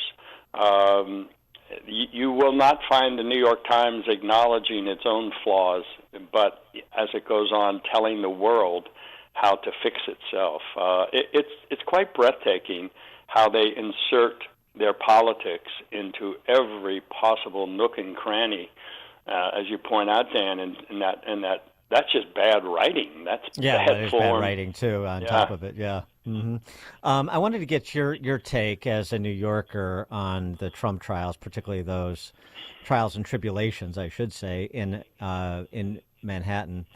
What sort of chance do you give Trump to be acquitted in the Alvin Bragg hush money trial? Well, I think the question of whether he's acquitted probably will only come on appeal, because the problem with the case is that no one has quite figured out how the prosecutor, Alvin Bragg, has concocted this, a series of bookkeeping maneuvers he charges. They are misdemeanors, but somehow through a chemical explosion, he has turned them into felonies. No one quite knows how he has done that. He has not really laid that out. It's a novel theory that's never been used in any case before. But it does point up how rabid New York prosecutors are to get Donald Trump on anything. I mean, this is a case where Michael Cohen, convicted perjurer, will be the chief witness. This is a case that the former district attorney turned down, that Bragg himself turned it down when he first took office, but was then pressured by the Andrew Weissman types who have bloodlust for Trump. And so he took this case up, it looked reluctantly, and then embraced it with this novel theory. So I think, much like the forfeiture case that the Attorney General brought against Trump in New York, it was when it came to the next level of the judiciary that they found the bond requirement excessive, and brought some sense to the matter. Not complete sense, because the whole idea that the banks were hoodwinked or the public was cheated is fiction. It's made up. Do you have any doubt that Bragg, Letitia James, Fani Willis, Jack Smith are coordinating these prosecutions with the Biden White House? Zero doubt. No question about it. And I think it's one of the great untold stories of this era. The New York Times, way back in April of Garland, that he had not prosecuted Donald Trump. And the Times went to great lengths to assure the readers that Biden had never spoken directly to Garland about this. Now, this is in the New York Times. So I think the president just spoke to Garland through the New York Times. Right. And so the Times delivered the message, and wouldn't you know it, before long, Donald Trump is prosecuted. So we know that Fani Willis and the previous prosecutor she had embedded and hired met with White House officials. Do we believe that Alvin Bragg? Certainly. I think, is there a meeting somewhere? Is there a phone call, an email? I don't know specifically of one, but don't forget, these state cases were very much based on the idea that Trump, if he ever runs again and wins, will pardon himself. These were pardon-proof cases. You cannot, as a president, pardon somebody for state cases. So that was the whole idea. This was a workaround. But now they have like belts and suspenders. They have federal cases and state cases, and they're trying to get Trump, lock him up, bankrupt him, keep him off the ballot, do whatever you can. And I think this is just part of that big attempt by Democrats to subvert democracy. But it's really not working out that well for them. It does seem to me that most people, and especially it's probably united the Republicans around Trump a little bit more, people that were kind of questioning whether or not they want to go around him when he started to get persecuted in these ways. They're like, no, this is a seminal moment in our history when they're going after Trump this way. And I think even not just Republicans, I just think the independents see it this way too. It appears that most people think this is politically motivated. So I think it benefits him. And by the way, there's a ton of alternate media out there, and your own New York Post. I bet you have better readership than the New York Times. Well, I like to think we have smarter readers anyway. They know more. They've learned more. Jeannie, you're absolutely right about this helping Trump. But that doesn't make it right. No, you're right. And I think that's the problem here, is that the Department of Justice, prosecutors, they've been subverted. I mean, there are so many cases that get prosecuted, so many people. And as Jim Jordan has said, I think eloquently, in recent years we've had three cases, three investigations of top people over classified documents. Joe Biden, Hillary Clinton, and Donald Trump, and only one of them is being prosecuted. And he just happens to be the Republican in the field. I think things like that really just eat at the heart of our system of justice. I mean, I don't trust the FBI anymore. Now, I grew up trusting the FBI all through my years as a journalist. I didn't really have any problem with the FBI. So I hate to hear myself say this, but I don't trust the FBI. I think they are politicized. I think that there's a kind of runaway train going on. I don't trust the CIA either. So this saddens me to have to say this, but I don't know how else to react to what is, to me, the most obvious evidence that they are using their power to play politics, that they want to affect the outcome of elections. That's not their job, and yet they do it, and half the country cheers. This is quite distressing overall. Sticking in New York for just a second, because that seems to be the only place that you're going to have a trial adjudicated before the election. We'll see, but certainly we know that if the trial begins on April 15, then it's going to be adjudicated well before the election. Is there any sort of boomerang effect, do you think, that could happen in the Bragg trial because of the Letitia James civil forfeiture case, these $450 million fines, and leaning and threatening to lien and seize property to satisfy the judgment if Trump doesn't come up with the now reduced bond of $175 million, and so forth? Is there among New Yorkers, the jury pool, do you sense anybody saying, this is really a bridge too far? This is sort of beyond the pale. I don't like Trump, but this is setting a bad precedent. Sort of a lot of what Kevin O'Leary from Shark Tank has been ranting about. Right. Is there any recoil to what's going on that could impact the Bragg trial, do you think? Well, I mean, there is, but not yet from the left. I think a lot of people are silent, waiting to see. Certainly, I think people in business, the business community, is unnerved by this kind of thing. I mean, if they can do it to him, they can do it to me kind of thinking. I think the test will come within the higher ranks of the New York judiciary. Can it rise above this partisanship? And don't forget, Russell Baker, the great deceased columnist in the New York Times, once said that, just remember, a judge is just a lawyer who curried favor with a politician. Yeah, exactly right. And that is the problem here. I mean, can this judiciary rise above the politics of the people who create them. I mean, they're all Democrats. All the judges on the top, the top court in New York is called the New York Court of Appeals, and they're all Democrats now. They played with a membership on there in order to get the redistricting vote that they wanted.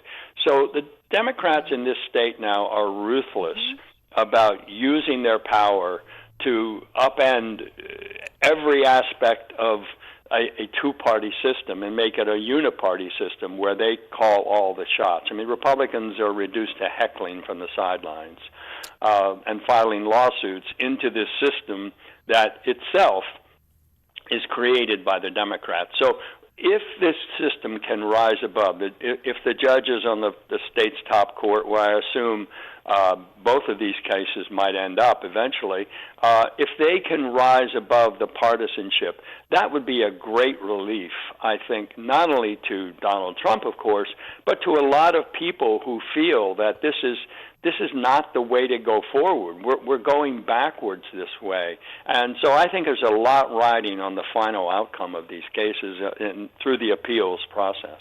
Yeah, your description of New York is one we're very familiar with in Illinois. Michael Goodwin, New York Post columnist, Fox News contributor. Michael, thanks as always. Appreciate it. My pleasure. Thank you both. And Michael Goodwin joined us on the Turnkey.pro answer line. Connect with Dan and Amy on the AM 560 The Answer mobile app. Just text the word app to 64636 to download the app today. In the fast-paced rhythm of life, where demands can be relentless and time is precious, prioritizing your well-being can be hard. Not to worry. Balance of Nature fruits and veggies supplements are convenient and easy to add to any schedule. Paired with eating more fresh produce, regular exercise, and a positive mindset, Balance of Nature fruits and veggies supplements can help you keep your rhythm. Whether it be excelling in your day-to-day or just living in the moment, start your journey with Balance of Nature supplements. Call 1-800-246-8751 or go to balanceofnature.com to get 35% off your first order as a preferred customer with free shipping and our money-back guarantee. That's 1-800-246-8751. Go to balanceofnature.com or call 1-800-246-8751 and get this special offer by using discount code CHICAGO. Signature Bank is Chicago's fastest growing independently owned business bank. It's a bank where relationships still matter. Signature Bank knows your name and your story. I'm Dan Proft, and I know this because Signature Bank is my business bank. I'm Frank Vance, co-owner of Egan Vance Insurance Agency on the Chicago's Northwest Side and a customer of Signature Bank. In my line of work, we pride ourselves on being there for our clients when they need it the most, and we recognize when someone does the same for us. As Egan Vance was expanding, we wanted to buy a much sought-after building in the neighborhood. We couldn't waste any time. I called Signature Bank, and that was all it took. I didn't have to talk to multiple people in siloed departments with multiple forms to fill out. One call did it all. As the one who was always looking out for my clients, it was a great change to know that my bank, Signature Bank, was looking out for me. Signature Bank is looking for their next success story. To learn more about turning your business vision into reality, visit signaturebank.bank. Signature Bank, helping local businesses succeed. Member FDIC, Equal Housing Lender. Pure Talk believes in American values and that free should mean exactly that, free. Well, switch to Pure Talk today and you'll get a free Samsung 5G smartphone. No 4-line requirement, no activation fees, just a Samsung that's built to last with a rugged screen, quick charging battery, and top-tier data security. Now, qualifying plans start at just $35 a month for unlimited talk, text, 15 gigs of data, and, of course, mobile hotspot. Now, Pure Talk will connect you to the most dependable 5G network in America for half the price of Verizon, AT&T, and T-Mobile. The average family saves close to $1,000 a year. So let Pure Talk's expert U.S. customer service team help you make the switch today. It's simple, it's fast, it's easy. Just dial pound 250, say the keyword save now, claim your eligibility for your free brand new Samsung 5G smartphone, and start saving on wireless today. Again, from your phone, dial pound 250, say the keyword save now, and switch to my cell phone company, Pure Talk. Can you read this email for me? Of course. Jeez, I wish they could do something for your eyesight. Me too. But you heard what they said. There's nothing we can do. When vision loss can't be corrected with glasses or surgery, and hope seems lost, Turn to Spectrios Institute for Low Vision. Spectrios doctors specialize in the treatment of vision loss related to eye diseases, such as macular degeneration, glaucoma, and diabetic retinopathy. There is hope, supported by science with personalized rehabilitation plans, occupational therapies, and access technology at Spectrios. Talk to a patient service manager. They'll walk you through the program. Spectrios takes BCBS and Medicare insurance. They also have grants for qualifying patients and offer a Seeing is Believing children's outreach program. Go to spectrios.org, located in Wheaton in a building that says it all, the House of Hope. That's spectrios.org. Spectrios Institute, the head, heart, and eyes approach to better vision. Remember to keep Spectrios Institute, a 501c, in your estate or legacy planning. AM 560, The Answer. Dan and in for Amy J this morning is Jeannie Ives, host of The Real Story with Jeannie Ives, Sundays 7 to 9 p.m. on these airwaves. Jeannie? Yeah, no, I was going to say, you talk about a politicized court in the state of Illinois. I mean, there's no way that Trump would get a fair hearing. I mean, this is a Supreme Court in the state of Illinois that refused to even pull the law license of, Alderman Burke, convicted of 13 out of 14 bribery counts, corruption counts. I mean, well, maybe if it would have been all 14. If it would have been all 14, maybe they would have done it. But 13 out of 14 is not good enough. Our Supreme Court's terrible. Well, it's also bought and paid for by J.B. Pritzker, lest we forget, isn't it? That's right. They spent O'Brien and Rochford, and then they sat there in judgment. The defendant on the case for the Safety Act is sitting right in front of them, and that same defendant gave them millions of dollars to get elected, and they had no problem recusing themselves from that case. But no, go ahead, and they recuse themselves because they're all friends with Burke's wife, who the former was Chief Justice. And it's ridiculous. You don't get a fair hearing here. Well, the system isn't fully rigged unless you rig the courts. Well, you bring your lawyers, they bring their judges. Yeah. No, I mean, but it's nice kabuki theater to pretend like we have a justice system here. Boy, I could tell you chapter and verse. Not to mention the administrative agencies too. Mm-hmm. They're all lackeys for the power structure, and so whether it's the State Board of Elections or other EPA, other regulatory agencies, if you don't think they're targeting people based on their political beliefs, if you don't think there's two sets of rules and regs depending on who you vote for and what you say, then you're very Pollyannish about what's happening in Illinois. You think it's only going on for Trump at the federal level? It's going on in uniparty states like New York, as we were talking about with Michael Goodwin, like Illinois. There's no question about it. Coming up at 8:38, we'll talk about KJP's response to the murder of that NYPD police officer, Officer Diller. Also, Merrick Garland has announced the launch of the National Extreme Risk Protection Order Resource Center. It's catchy. Which will provide our partners across the country with valuable resources to keep firearms out of the hands of individuals who pose a threat to themselves or others. How about the guy who killed that New York City cop? Oh, no, I have an idea if I could translate. Valuable resources to keep firearms out of the hands of individuals who pose a threat to themselves or others. You mean Republicans. Got it. John Lott at 8:38. Now we check the headlines with Nikki Whaley. Good morning. It's 33 degrees in Chicago. In the AM 560 The Answer newsroom, I'm Nikki Whaley. This week's collapse of the Francis Scott Key Bridge in Baltimore could have an impact on Illinois farmers. A container ship slammed into the bridge early Tuesday, causing the bridge's collapse. The Port of Baltimore is the main port for the import and export of vehicles and farm equipment. It's also the main port for importing sugar, which could help farmers as companies switch to corn syrup and sweeteners. Lawmakers in Springfield have begun debating the latest plan to pay some people in the state a guaranteed income. Legislation would create a $1,000 per month guaranteed income program. The money would go to anyone, even those people who are in Illinois illegally. Advocates say the money is necessary because of inflation. Critics say guaranteed income programs in the past have only helped people buy new things, but have never helped anyone out of poverty.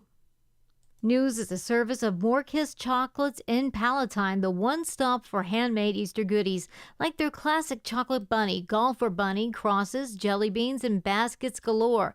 Stores in Palatine, Huntley, and Cedar Lake, Indiana, or shop online at morekisschocolates.com, MORKES chocolates.com.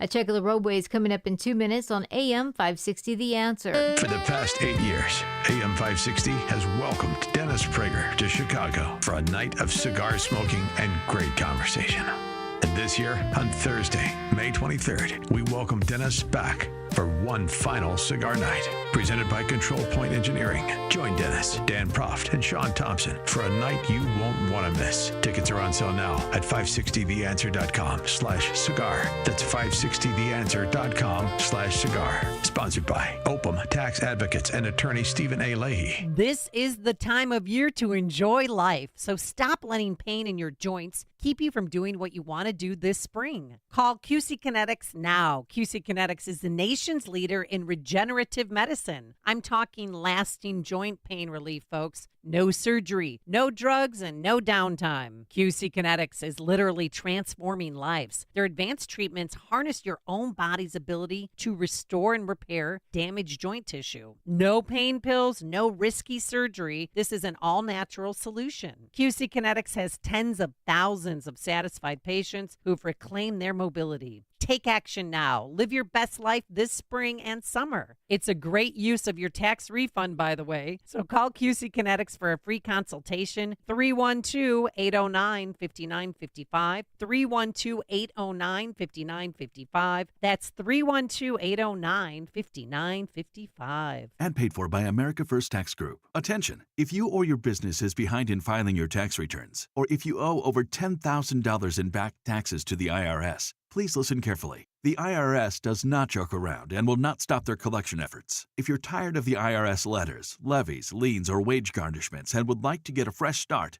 we can help. Due to the financial hardships in the country, the IRS is making it easier than ever to settle tax problems for those who owe more than $10,000. We can help settle your delinquent tax problems, end all collections, and may even reduce your back taxes significantly. Even if you can't afford to pay your back taxes, you can still get the help you need. We've helped thousands of taxpayers just like you, but you must call 800-852-3467 today to stop your tax problem from getting worse. The information is free and the help is real. Call 800-852-3467. That's 800-852-3467. Again, 800-852-3467.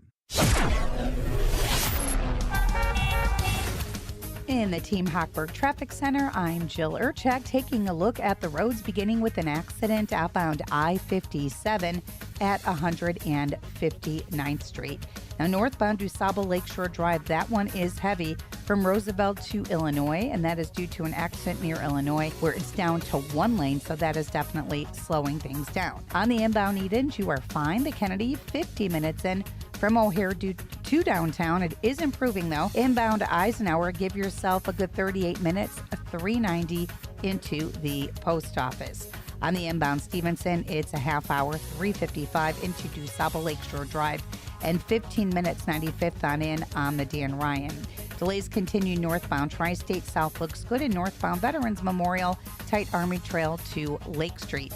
This report is sponsored by Allstate. Some people just know there's a better way to do things, like bundling your home and auto insurance with Allstate. Why make things harder than they need to be? There's a better way to save time and money. Visit allstate.com or call for a quote today. Chicago's Morning Answer continues next, but now check out your forecast from the National Weather Service. Clouds to give way to a little bit of sunshine today. High 51, partly cloudy tonight, low 34. And then sun and clouds tomorrow, the high 54. Passing shower on Saturday, otherwise cloudy, high Saturday 59. I'm Steve Williams on AM 560, The Answer. Get the latest weather, traffic, and news updates online at 560theanswer.com. Now, from the Signature Bank Studios, this is Chicago's Morning Answer with Dan Proft and Amy Jacobson. Only the biggest stories, only the biggest guests, and only the biggest opinions. This is AM 560, The Answer. Top of the morning, Dan, and in for Amy this morning, Jeannie Ives, former state legislator, host of The Real Story with Jeannie Ives. That airs on Sunday evenings at 7 to 9 p.m. on these airwaves. KJP, she's the White House spokeswoman. Karine Jean-Pierre was asked about the murder of that New York City police officer, Jonathan Diller.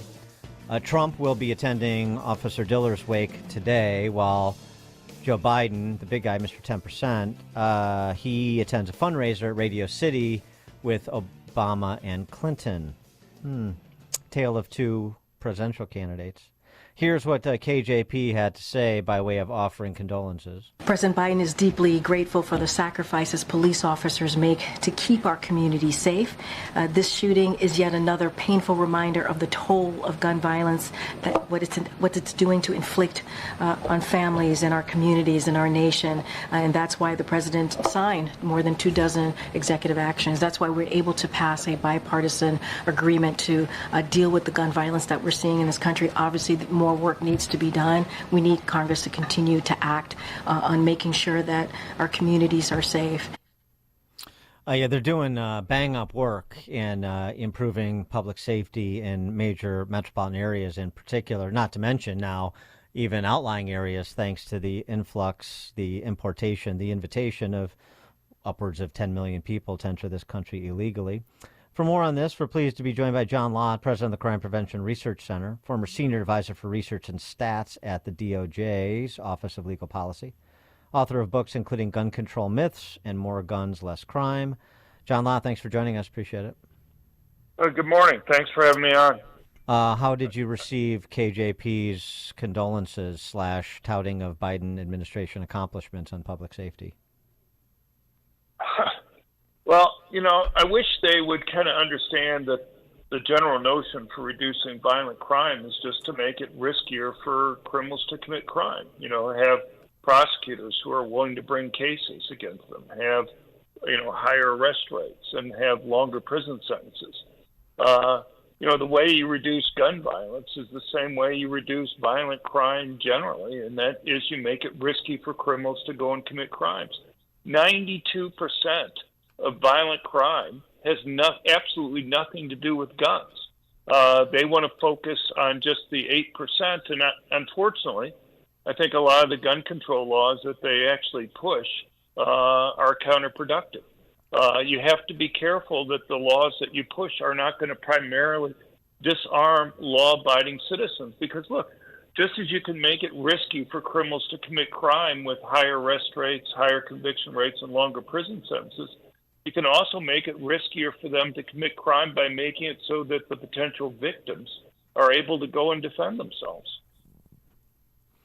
Well, potential victims being able to defend themselves. That brings us to this pronouncement from DOJ head / Attorney General Merrick Garland, announcing the launch of the National Extreme Risk Protection Order Resource Center. Catchy. Will provide our partners across the country with valuable resources, that's in bold, so it's important, to keep firearms out of the hands of individuals who pose a threat to themselves or others. The National Extreme Risk Protection Order Resource Center. You excited about that? Well, I don't think it's going to accomplish what they want. I mean, first of all, as an aside, normally Congress has to pass a law creating a new agency. I guess, I suppose it's not surprising that the Biden administration doesn't care if there's an actual law for something. But look, everybody wants to try to keep people who are dangerous from obtaining weapons. The point is, though, is that there are much better laws that are already on the books in all 50 states and the federal government. It's called civil commitment. If you think somebody's a danger to themselves or others, you can call the police. The police will come out. If the police think that there's a, quote, reasonable chance, which is like a 20% probability that that's true, they can take the individual in for a mental health care evaluation. If the mental health care professionals agree that there's a reasonable chance, there can be an immediate hearing. If somebody can't afford a lawyer, one is provided for them. Witnesses are cross-examined. And if the judge concludes that it is a reasonable, that the person is a danger to themselves or others, the judge has a wide range of options. He can say, look, if you go to outpatient treatment, we'll reevaluate in a week or two. He could take away the person's driver's license if he thinks the person's likely to drive a car into a crowd of people, or he can take away their gun. Or in the most extreme case, he can involuntarily commit them. The thing with these red flag laws is the only thing that the judge has in front of him is a piece of paper with the complaint. He doesn't talk to the person who made the complaint. He doesn't talk to the person who the complaint is made about. And the only thing that the judge can do is to take away a person's gun. So, most of the time these are used for concerns about suicide. Well, if somebody's suicidal, is it really serious solution just to take away the person's guns? Is there no other option that you have? I mean, look, in Chicago, you had a handgun ban in effect for a while.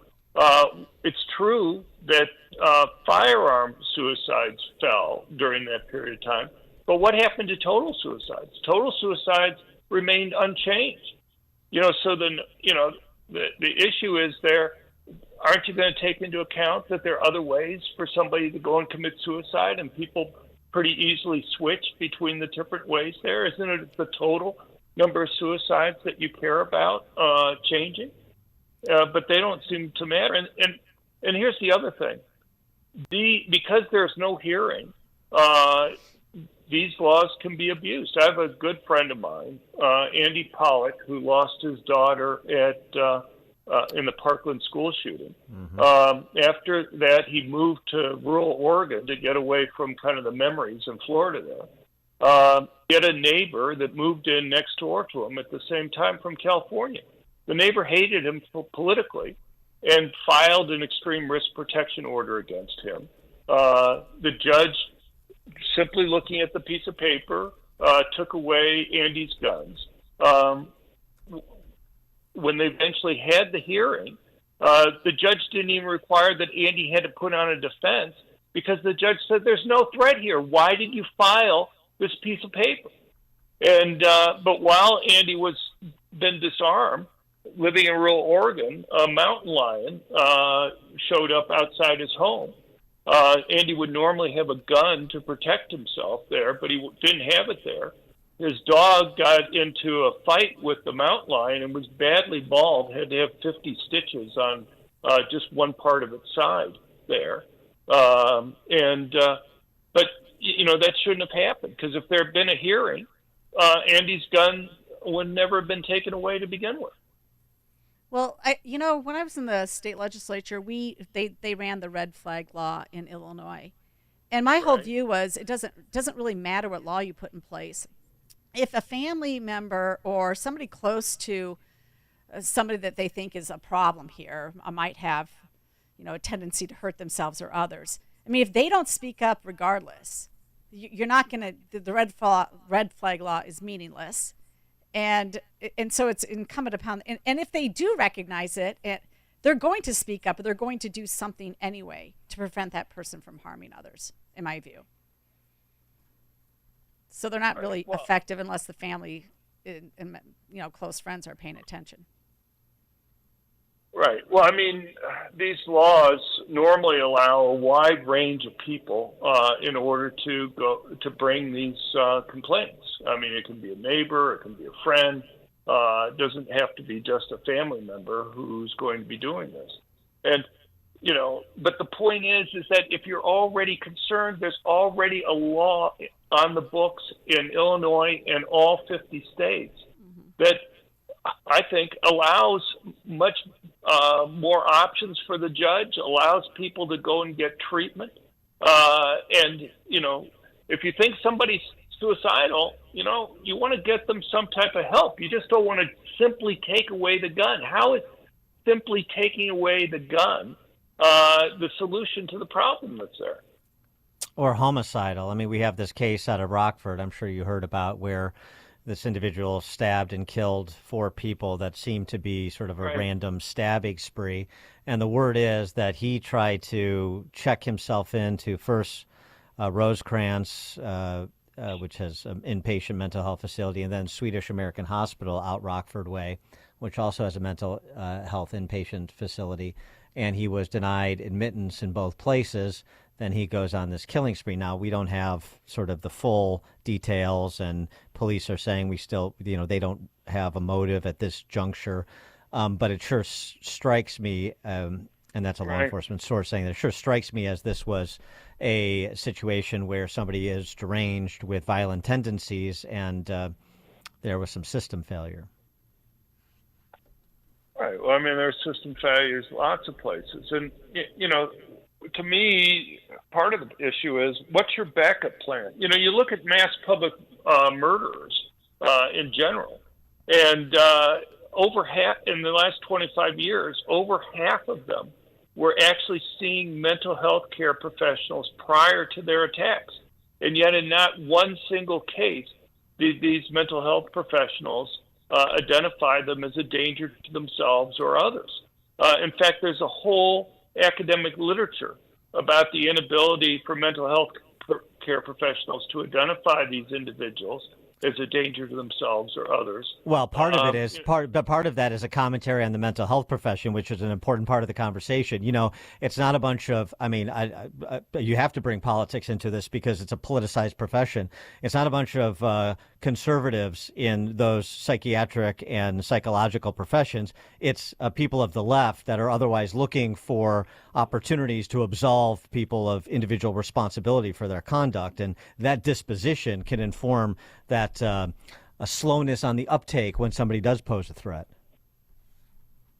Right. Well, yeah, and the reason that they give, maybe this is a rationalization, given what you're saying, but they'll say, look, take schizophrenia. There are about 2.5 million Americans that have schizophrenia at any point in time. If you look over the last 25 years, there's been one, maybe two of these mass public shooters who had schizophrenia. And so they say, look, even if you were to go and identify the 1,000 of the 2.5 million Americans with schizophrenia who are most likely to engage in this, even if you get one of the 1,000 there, you're going to be wrong 999 times. I disagree with that. Theodore Dalrymple makes this argument, the former prison psychiatrist. That's the argument that they make. Right.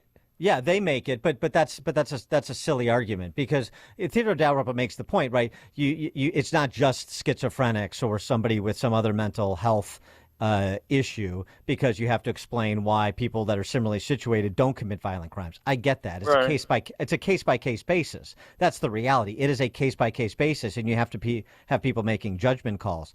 That's just how it works.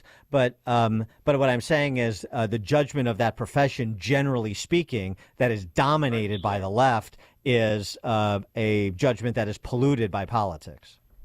Can I ask another question here real quick? Of course. So Mayor Brandon decides to sue Glock because he says that they make guns that are too easy to be manipulated into automatic weapons. So this is another one of those, don't blame the perpetrator who's buying the illegal part, which is mostly Chinese manufactured, by the way, which Sheriff Tom Dart flat out said he knows that it's coming from the Chinese.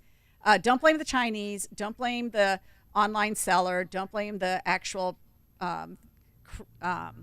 criminal who's adjusting his Glock to make it automatic. No, blame Glock. And now I guess 12 other states have joined this lawsuit or are thinking about doing it. Yeah, it's just like Kias are too easy to steal. Sue Kia. Mm-hmm. Right. Well, yeah, there are people that are suing car makers because they say that their cars are too easy to steal, and so they're blaming them for the carjacking crimes. Of course, the Biden administration is not blaming China for supplying the raw materials for fentanyl and stuff like that, too. Look, the problem that you have generally is it's difficult to stop criminals from going and getting guns of any type. It's just about as difficult to stop them from getting guns as it is to stop them from getting illegal drugs.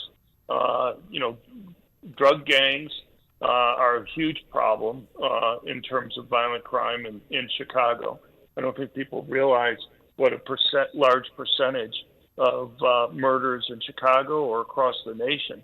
When they say over half the murders are acquaintance murders, they don't realize that most of those involve rival gang members. It's very common for the members of one gang to know who the members of other local gangs are that are there. And, if you think you're going to be any more successful in stopping drug gangs from getting a hold of guns than you are in stopping them from getting a hold of illegal drugs, good luck with that. As we're nearing the takeover of society by robots and AI, what is you did a little thought experiment, like so many have, to see what kind of responses like Google's Gemini would produce, but on your topic of particular interest, and that is guns. And what did you find? How accurate, in your view, is Gemini and these other AI platforms? We asked the 20 AI chatbot platforms 16 questions. 9 of them dealt with crime generally. 7 of them dealt with gun control issues. And it was kind of stunning. So the crime questions would be things like, do higher arrest rates and conviction rates reduce crime? Does the death penalty deter crime? Do voter ID laws go and make it more difficult to engage in vote fraud? Do prosecutors who refuse to prosecute criminals affect the crime rate? And they were given an option, anything from strongly disagree to disagree, neutral, agree, to strongly agree. And except for Elon Musk's Grok, all the American chatbots were very liberal on crime issues.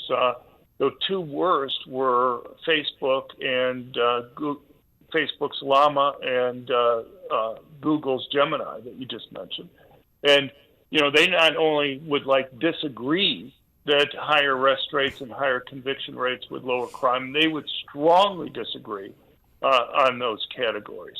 And, maybe it's just my training as an economist, but I think, you make something more costly, people do less of it. The price of apples go up, people buy fewer apples. You make it riskier for criminals to go and commit crime with things like higher arrest rates, higher conviction rates, or longer prison sentences. You deter criminals from committing the crimes. But, things like Facebook and Google, which are the most prominently used AI chatbots, they not only disagreed with that, but they strongly disagreed. They just, and the thing is, you kind of wonder, given Google's new searches, people probably have a similar idea about how biased those are, because obviously the left-wing claims, if you put in those questions into Google, you're going to get kind of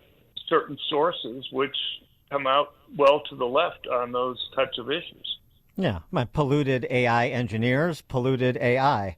John Lott is the president of the Crime Prevention Research Center, former senior advisor for research and stats at the DOJ's Office of Legal Policy, author of books including Gun Control Myths, that is, and More Guns, Less Crime. John Lott, thank you as always for joining us. Appreciate it. Well, thank you. Have a good day. You too. John Lott joined us on the Turnkey.Pro answer line. Hear about the big stories of the day, then talk about them right here on Chicago's Morning Answer on AM 560. The Answer. Chicagoland agrees. McGrath Lexus is the overwhelming choice of luxury vehicle shoppers. Their unparalleled team of sales consultants expertly help you navigate their immense inventory to arrive at the perfect vehicle for you. With 2 convenient state-of-the-art dealerships in downtown Chicago and in Westmont, they offer 2 times the selection and 2 times the discounts. And right now, McGrath Lexus is offering a premium for your current vehicle. It will never be worth more. Make this the year you enjoy the luxury of Lexus as only McGrath can offer. Your McGrath experience will take Lexus ownership to a whole new level. Do not deny yourself this privilege. You deserve it. Visit one of our 2 McGrath Lexus dealerships in downtown Chicago or in Westmont, or visit us online at McGrathLexus.com. Because when you do the math, Have you ever had water in your basement or crawl space and just couldn't tell where it came from? You just didn't know who to call. Was it a foundation leak, a dripping pipe, condensation, or a sewer backup? Hi, I'm Roy Spencer, and I've got some great news for you. If you have water or dampness in your basement, you don't have to diagnose the problem before you can get help. Permaseal is the only Chicagoland service company that has over 40 years in solving basement leakage problems, as well as having licensed plumbers on staff. Our consultants are well trained to identify and solve your water issue. Whether it's a wall crack, a failing sump pump, a leaky pipe, or even municipal sewer backup, we've got the expertise to diagnose and permanently solve your problem. Got water? You know who to call. Permaseal. 800-421-SEAL. That's 800-421-7325 or permaseal.net. Only the biggest stories, only the biggest guests, and only the biggest opinions. This is AM 560, The Answer. In the fast-paced rhythm of life, where demands can be relentless and time is precious, prioritizing your well-being can be hard. Not to worry. Balance of Nature fruits and veggies supplements are convenient and easy to add to any schedule. Paired with eating more fresh produce, regular exercise, and a positive mindset, Balance of Nature fruits and veggies supplements can help you keep your rhythm. Whether it be excelling in your day-to-day or just living in the moment, start your journey with Balance of Nature supplements. Call 1-800-246-8751 or go to balanceofnature.com to get 35% off your first order as a preferred customer with free shipping and our money-back guarantee. That's 1-800-246-8751. Go to balanceofnature.com or call 1-800-246-8751 and get this special offer by using discount code CHICAGO. AM 560, The Answer. Dan and Jeannie Ives been sitting in for Amy J. Jeannie, you had a comment on AI, the breaking No, world? I mean, this is, of course, Napervillian legislator Janet Yang Rohr. Okay, so she has this bill that requires, beginning in elementary school, that kids have digital citizenship skills, media literacy, and AI literacy. Yeah. What can go wrong with that? Huh? That'll cure it. Yeah. It is now 9 o'clock, AM 560 WIND. We turn it over to Fox News. Trying again to get a Trump criminal case dismissed. I'm Dave Anthony, Fox News. This time, the Georgia election interference case. This hour, attorneys for the former president and co-defendants will claim it criminalizes free speech rights and labels those co-defendants as fake electors. And those are legal conclusions. And so we're trying to have those dismissed, saying that the state can't just put those legal conclusions in there. That's something that a jury has to decide. Ashley Merchant is the lawyer for one of the former president's co-defendants. Today's hearing is the first since Special Prosecutor Nathan Wade quit the case after court review of complaints of his relationship with District Attorney Fani Willis. Fox's Evan Brown Merchant will again try to get that judge to remove Willis from the case. The former president will be in New York to attend the wake of a police officer shot and killed Monday at a Queens traffic stop. Also in New York, former Presidents Barack Obama and Bill Clinton joined President Biden at New York City's Radio City Music